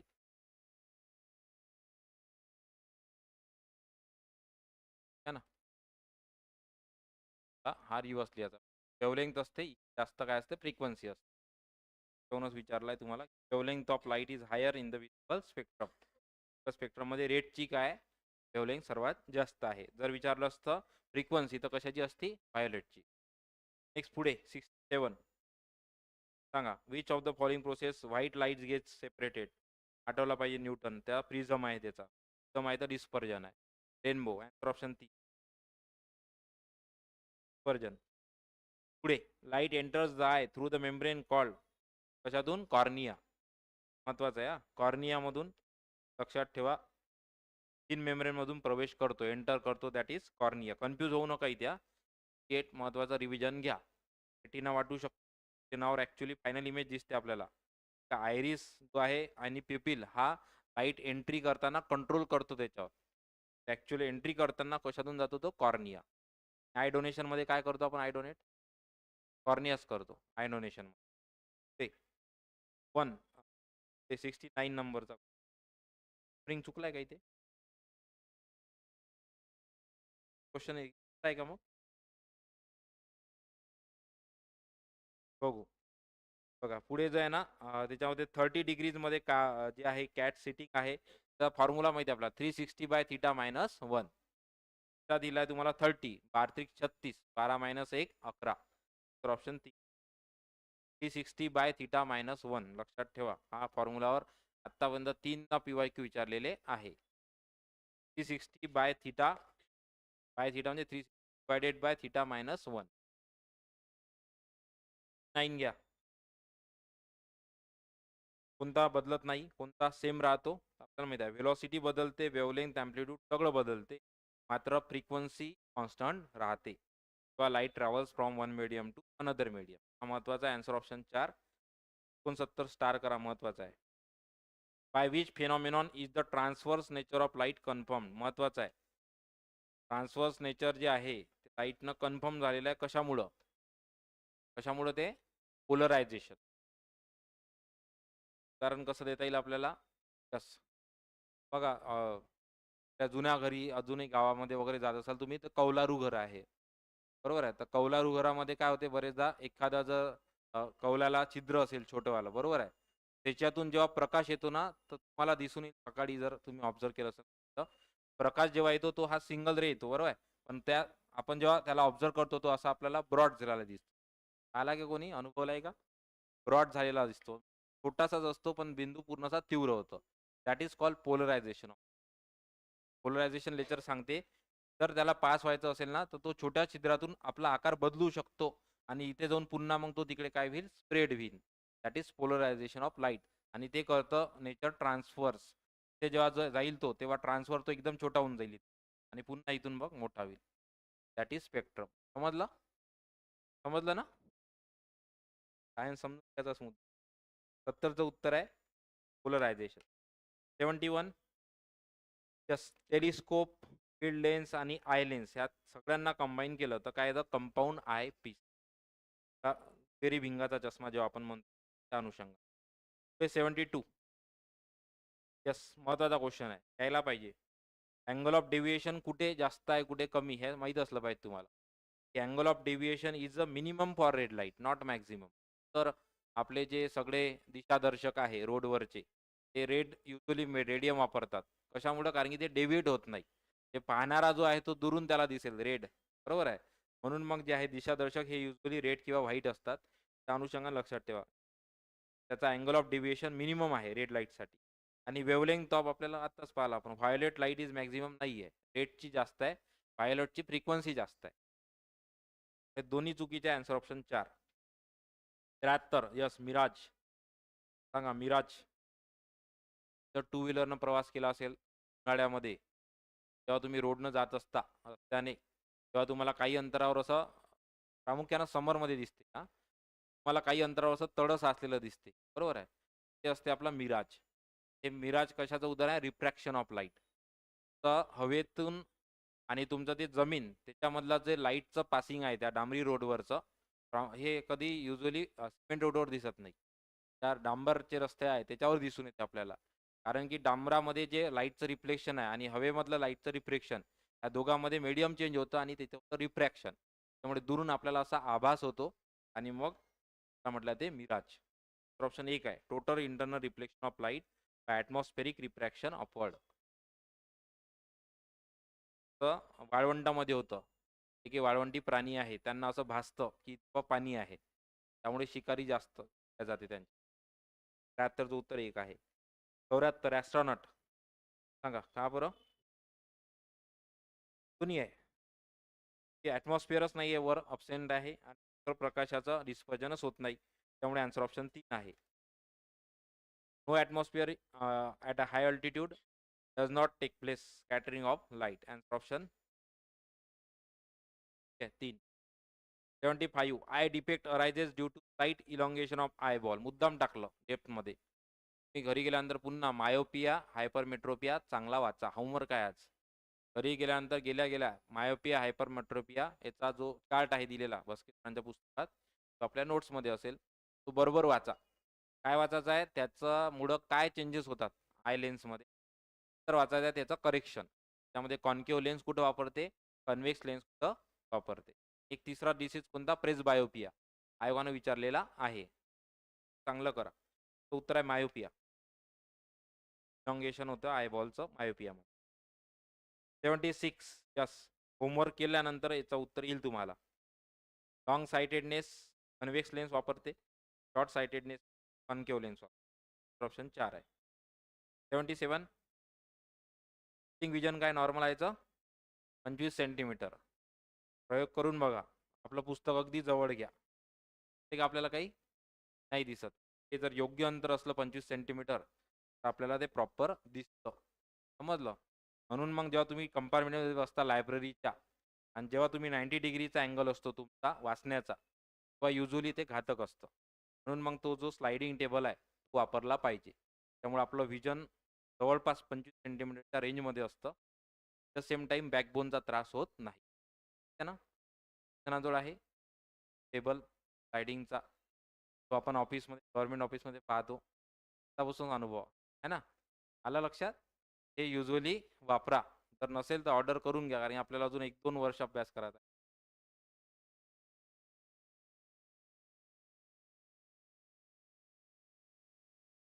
त्याला नाही काढत पण 26 4 27 thing vision 5 centimetre 78 optical fibre. Yes, कोणतं प्रिन्सिपल ऑप्टिकल फायबरचं?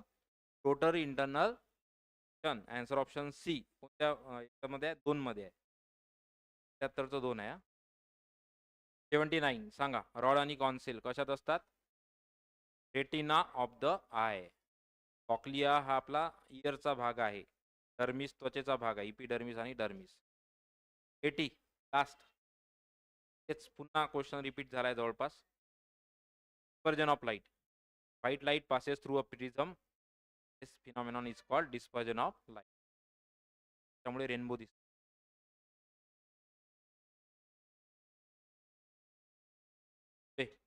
1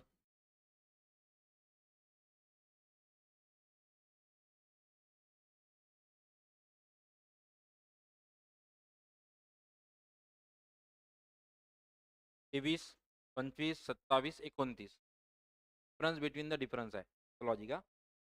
ह्या 2 टर्म मधला फरक येतो 23 25 27 29. एक हा फरक घेतला, त्या दोघातला फरक आहे 2 2 2 चा. मग तुम्ही 98 मध्ये 29 ऍड करा, 227 होतं. 82 सरळ स्क्वेअरचं लॉजिक आहे. 1 4 9 16 25. 62 मध्ये 25 ऍड करा, काय तर याचं उत्तर 87. नेक्स्ट 83 काय लॉजिक आहे? आहे की नाही? 2 3 + 1 बेत्रिक 6 7 21 22 त्रिक 66 67 त्रिक, तर मग 202 याला 3 606 + 1 607. 84 काय लॉजिक आहे? 1 चा क्यूब + 2 2 चा क्यूब + 2 चा क्यूब 27 + 2 4 चा क्यूब 64 + 2 5 चा क्यूब 25 + 2 185. डबल सिरीज आहे.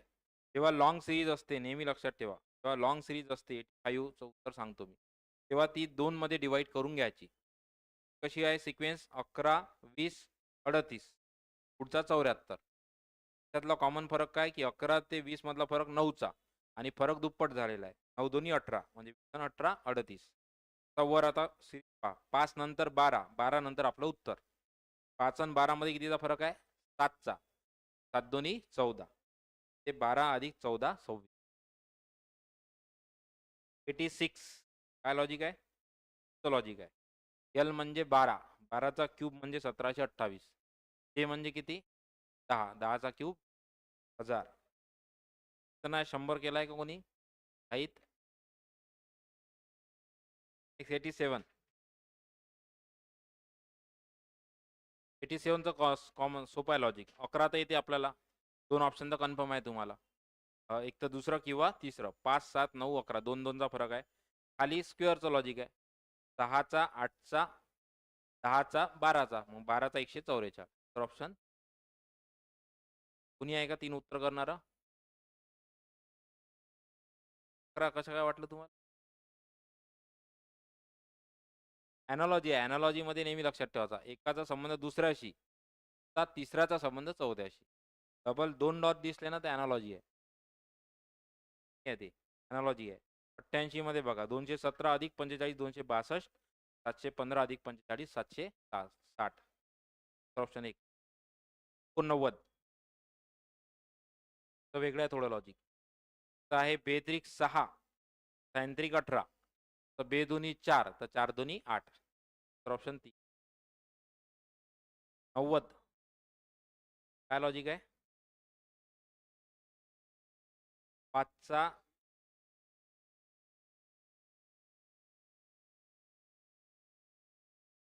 25चा स्क्वेअर नाही, 15चा स्क्वेअर आहे ना. 15चा स्क्वेअर प्लस 15 15चा स्क्वेअर किती आहे? 225 प्लस 15 बरोबर आहे. ते 19चा स्क्वेअर अधिक 19. तसं मग इथे हे घेतलंय त्यांनी 11चा स्क्वेअर प्लस 11. 11चा स्क्वेअर किती आहे?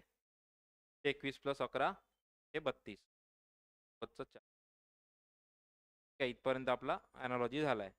तर 91 काय तुम्हाला कंपाऊंड इंटरेस्ट आणि सिंपल इंटरेस्ट. आपण बरेचदा दुर्लक्षित करतो, 2च फॉर्म्युलावर याचे उत्तर निघतात. Simple interest equals to P N R upon 100 principal amount पर आणि rate of interest divided by 100. दुसरा कंपाऊंड इंटरेस्टचा फॉर्म्युला युजली आतला चेंज होतो, सांगतो आपण. बघा 91 सगळ्यात पहिले पी-एन-आर अपॉन 100चा फॉर्म्युला लावा. आन्सर ऑप्शन येतं 18. 92 10% दराने 2 वर्षासाठी ठेवली तर फॉर्म्युला लिहून घ्या. जेव्हा तुम्हाला डिफरन्स विचारला जाते एस-आय आणि पी-आय मध्ये, तेव्हा फॉर्म्युला लिहून घ्या. Compound interest minus simple interest plus two bracket of interest on 100 इथं एन असतं, त्या बाबतीत शेअर आहे. नाही तर एन आहे. Number of years compound interest minus simple interest equals to P R upon 100चा N.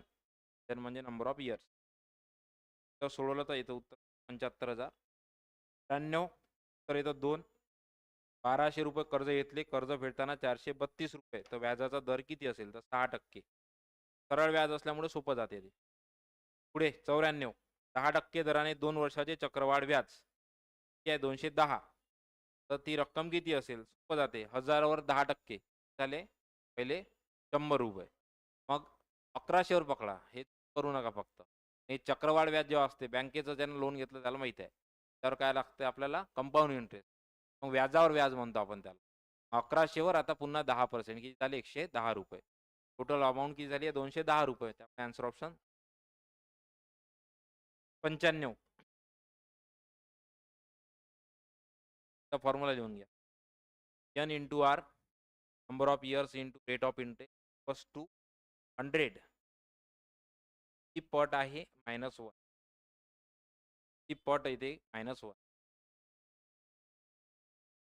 N into R plus two 100 पट -1. ते तुम्हाला विचारलं दुप्पट होईल, फॉर्म्युला डायरेक्टली उत्तर निघतं. 8 एकास 3 12,000 रुपये मुद्दलाची 12% दराने पट. पटचा इथं एक येईल. तर आपलं एकच येईल इथे, 100च राहील. 10/8 सोडून द्या. 8 1/3. 96 सांगा. फॉर्म्युला पुन्हा पुन्हा सांगणार. कंपाऊंड इंटरेस्ट मधला फरक विचारलाय, तो फॉर्म्युला लावा. कंपाऊंड इंटरेस्ट वगैरे वगैरे तर आहे 3 20,000 रुपये. 97 2 7 98 आन्सर ऑप्शन 1 51.25. 99 तर आहे 2 1080 रुपये पर आहे 5 5000. परत उत्तर आहे 3.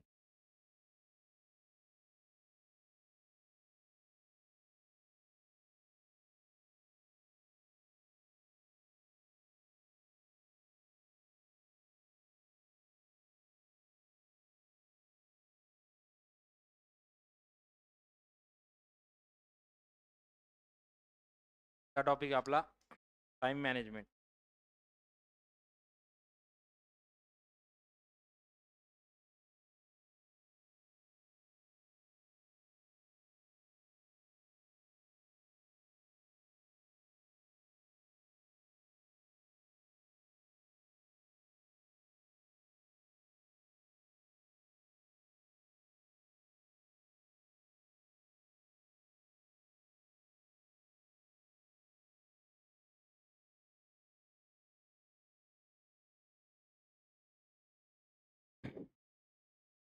सगळ्यांना एक कॅल्क्युलेशन करायचं आहे.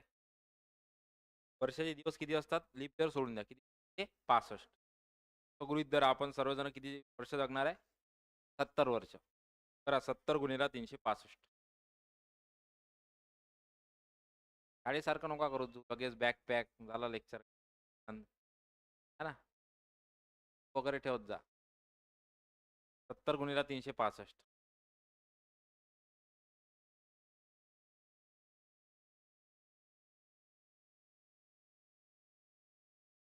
4 550. एवढे दिवस आहे तुमच्या तलावर 1550. आता तुमचं जे वय झालेलं आहे बरोबर आहे, गुन्हेला 365 करा. करा करा एज असेल.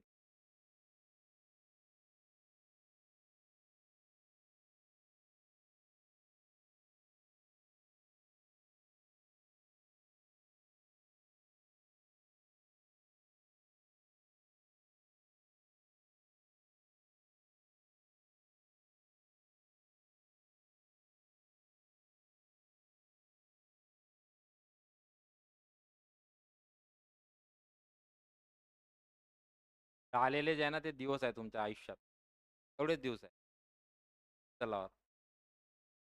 आलं लक्षात? की टाईम मॅनेजमेंट बोलताना पहिला हा मोठा मोठा आकडा तुमच्या लक्षात आला पाहिजे. तेव्हा आपण पैशाच्या स्वरूपात पाहतो ही रक्कम आपल्याला असं वाटतं काहीच नाही आहे. 13,000 रुपये महिन्याचे कमवून रोजचे कमवू बरोबर आहे. तेव्हा आपण पाहू एकच सत्य आहे शाश्वत, दॅट इज मृत्यू. बरोबर आहे.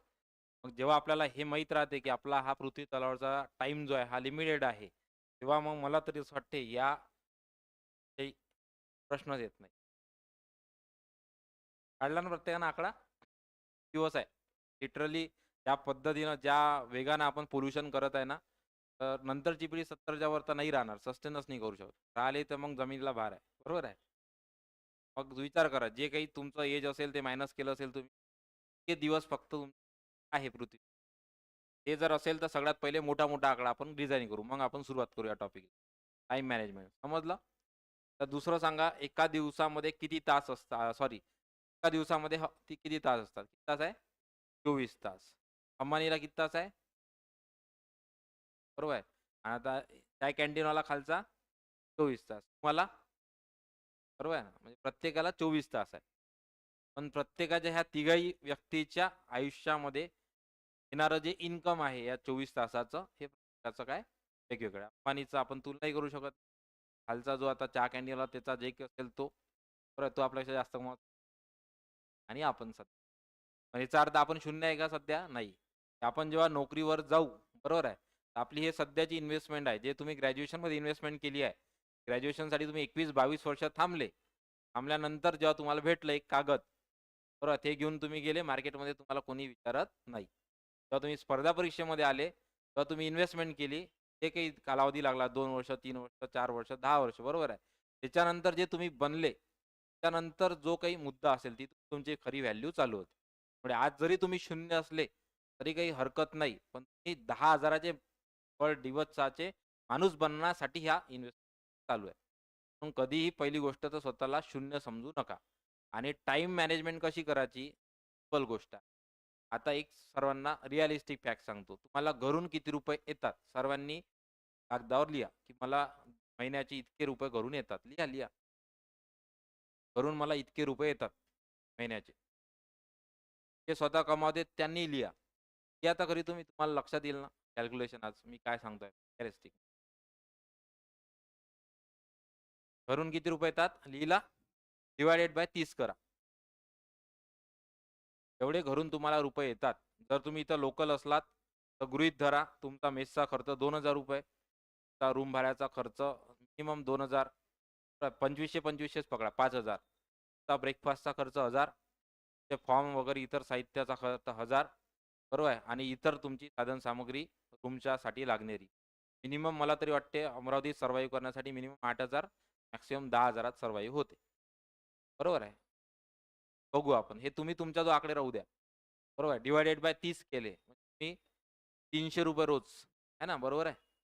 ₹300 रोजानं जे आहे तुमच्या घरच्यांनी अपेक्षा ठेवून तुम्हाला पाठवलं. ठीक आहे. आता आठवा किंवा लिहा. तुमचे वडील जर गव्हर्नमेंट सर्व्हंट असेल, त्यांचा पगार तुम्हाला माहिती आहे. त्या घरी व्यापार असेल तर त्यांची इन्कम तुम्हाला माहिती आहे आमदनी. ते आई-वडील बिचारे मजुरी करत असेल, बरोबर आहे. तर त्यांच्या मजुरी तुम्हाला माहीत आहे. बरोबर आहे. आता ती डोळ्यासमोर आणून विचार करा. जो काही तुमचे आई-वडील कमावतात, बरोबर आहे. त्याचा विचार करून विचार करा. मला ₹300 रोजानं सर्व्हाइव्ह करण्यासाठी इथं पाठवलं आहे. आणि खरंच तुम्ही ₹300 किंमत करून वेळ घालवताय. ₹100 च्यावर अजून ₹600 खर्च करून वेळ घालवताय. समजत आहे का तुम्हाला? मला टाईम मॅनेजमेंट आज समजून सांगू राहिलो. सांगते तर खूप जण, मी तुम्हाला प्रत्यक्षात समजावलं, मनाला लागलं पाहिजे टाईम, है ना? समजलं? ह्या 3 गोष्टी नेहमी लक्षात ठेवा. आपण इथं जे आहे ना, सगळ्यात महत्त्वाचं आपल्या घरच्यांनी काहीतरी अमाउंट देऊन पाठवला आहे आणि दिवसाचे ₹300 वसूल झाले पाहिजे. जर तुम्ही एखाद्या मूव्हीला जाता, लगेच म्हणता ₹100 वसूल झाले, है ना? पण तुम्ही विचार करा, की तुमचा दिवसाचे पैसे वसूल झाले का? जे घरच्यांनी तुम्हाला इथं देऊन पाठवले आहेत ते. समजलं? हे खूप महत्त्वाचं आहे. मग येतो नंतर हा मुद्दा. का?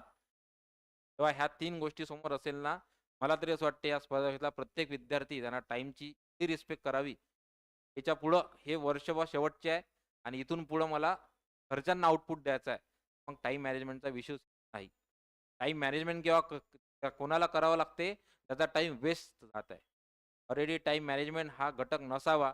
पूर्ण 24 तासपैकी 24 तास तुम्ही त्या ध्येयासाठी वापरले पाहिजे. जे काही दिवस आहे ना, 30-32 दिवस, त्यामुळे टाईम मॅनेजमेंट कसा करावा हे मी तुम्हाला नाही सांगत. तुम्हीच करून दाखवा. कसा? तुमचा रिझल्ट आणून. समजलं प्रत्येकाला? ह्या 3 गोष्टी नेहमी लक्षात ठेवा. एक तर मोठा-मोठा आकडा, तेवढेच दिवस शिल्लक आहे. मग आठवा, दुसरा 24 तास आहे. सेकंद किती आहे? सेकंदात जर घेतलं तर? कोणाला नाही माहीत. 36,400 किंवा 36,800 समथिंग काही आहे. मला असं नेमकं आठवत नाही फिगर आत्ता. त्याला वाचन नाही झालं. एवढे सेकंद आहे तुमच्याकडे. ते जेव्हा तुम्ही सेकंद किंवा मिनिट वाया घालवता ना, तेव्हा विचार करा. एवढेच आहे सेकंद. आणि जेव्हा तुमचा दिवस वाया जातात ना, तेव्हा हा आकडा आठवा. बरोबर आहे? आणि जेव्हा तुमचा अभ्यास होत नाही किंवा जेव्हा तुम्ही टाईमपास करता, तेव्हा तो आकडा आठवा. ₹300 रोज. त्या घरच्यांनी देऊन इथे पाठवला आहे. ₹100 तुम्ही अजून ॲड करता. ₹100 मूव्हीचे, ₹100 ब्रेकफास्टचे, चिल्लर कामाचे. ते ₹600 रोज पाळता आणि त्या दिवशी अभ्यास असते आपला ₹0. हे आहे का? पटण्यासारखं आहे का? त्या इथिक्सला पटते का? नैतिकतेला नाही पटलं पाहिजे आपल्या. सर्वात शेवटी नैतिकता महत्त्वाची. म्हणून लक्षात ठेवा, टाईम मॅनेजमेंट कसा करायचा आहे? प्रॉपर 7 तास झोप घ्यायची आहे तुम्हाला. ठीक आहे. अजून पुढचे 3 तास तुम्हाला दिले आहे ब्रेकफास्ट, तुमचा लंच आणि तुमचं डिनर. त्यासाठी किती तास दिले तुम्हाला? 3 तास. 2 तास दिले तुमच्या अदर 2 तास ॲक्टिव्हिटीसाठी, तुमची फिजिकल ॲक्टिव्हिटी, अदर तुमचा छंद असेल तर. तरी दिवसातले किती तास शिल्लक आहे? 12 तास शिल्लक आहे हां. 12 तास जर अभ्यास होत नसेल ना, तर खरंच आपण आपल्या घरच्यांना किंवा ज्या उद्देशाने आपण इथं आलोय, त्याला आपण धोका देत आहे. आलं लक्षात? हे समोर ठेवून टाईम मॅनेजमेंट करा. हे आकडे आले लक्षात प्रत्येकाच्या? हा आकडा सगळ्यात मोठा, त्याची किंमत समजण्यासाठी, तुमची काय किंमत आहे ते समजण्यासाठी आणि ते दाखवून द्यायचं आहे तुम्हाला, की किती हजाराचा माणूस व्हायचा आहे. बरोबर आहे? मग क्लास 3, क्लास 2 आणि क्लास 1 सरळ त्यातच बोलू आपण. बरोबर आहे ना? आलं का लक्षात? 40,000, 60,000 की 80,000. पैसा मॅटर नाही करत, पण जे मिळणारी ऑथॉरिटी आहे ते मॅटर करते. त्या ऑथॉरिटीनं आपण जास्तीत जास्त लोकांचं चांगलं करू शकतो. डिपेंड आहे तुम्ही लोकांच्या फाईलचे काम कराल, लोकांच्या फाईल तुमच्या सुपिरियरला द्याल, की स्वतः तुम्ही त्या फाईलवर साइन कराल. आलं लक्षात? मॅटर करते. ऑथॉरिटी मॅटर करते, पैसा मॅटर करत नाही. त्यामुळं लवकरात लवकर चांगली पोस्ट घेऊन अधिक चांगल्या पोस्टपर्यंत तुम्हाला पोहोचण्यासाठी तुमचा वेळ गुंतवा. हीच राहील तर खरं टाईम. समजलं?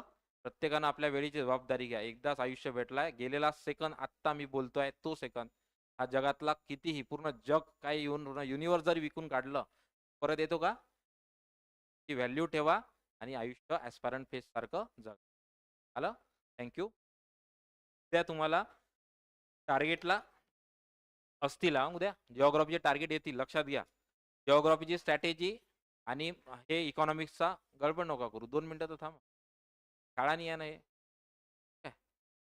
ओके. सो बेसिकली लक्षात घ्या. जो आपलं हे इकॉनॉमिक्सचं आजच्या टार्गेटचा टेस्ट पेपर आणि जिओग्राफीची स्ट्रॅटेजी परवाच्या दिवशी दुपारी 3 वाजता आपण बोलूयात. आलं लक्षात? त्या मला प्रशासनात एका कामावर म्हणजे त्या कामासाठी मी जातोय. मला प्रपोजल द्यायचे आहे. त्या पदावर सोबत व्यक्तीसोबत जाण्याची मला संधी आहे. तर मग दिवसभर त्यांच्यासोबत जात आहे. त्यामुळं मग अब्सेंट आहे इथे. ओके. परवाच्या दिवशी आपण जे आहे काय करूयात, दुपारी 3 वाजता थोडा एक्स्ट्रा घेऊन 5 पर्यंत तयारीत राहा तुम्ही. 15-20 मिनिटात स्ट्रॅटेजी सांगून येईल जिओग्राफीची आणि इकॉनॉमिक्सचं आपलं डिस्कशन असेल. थँक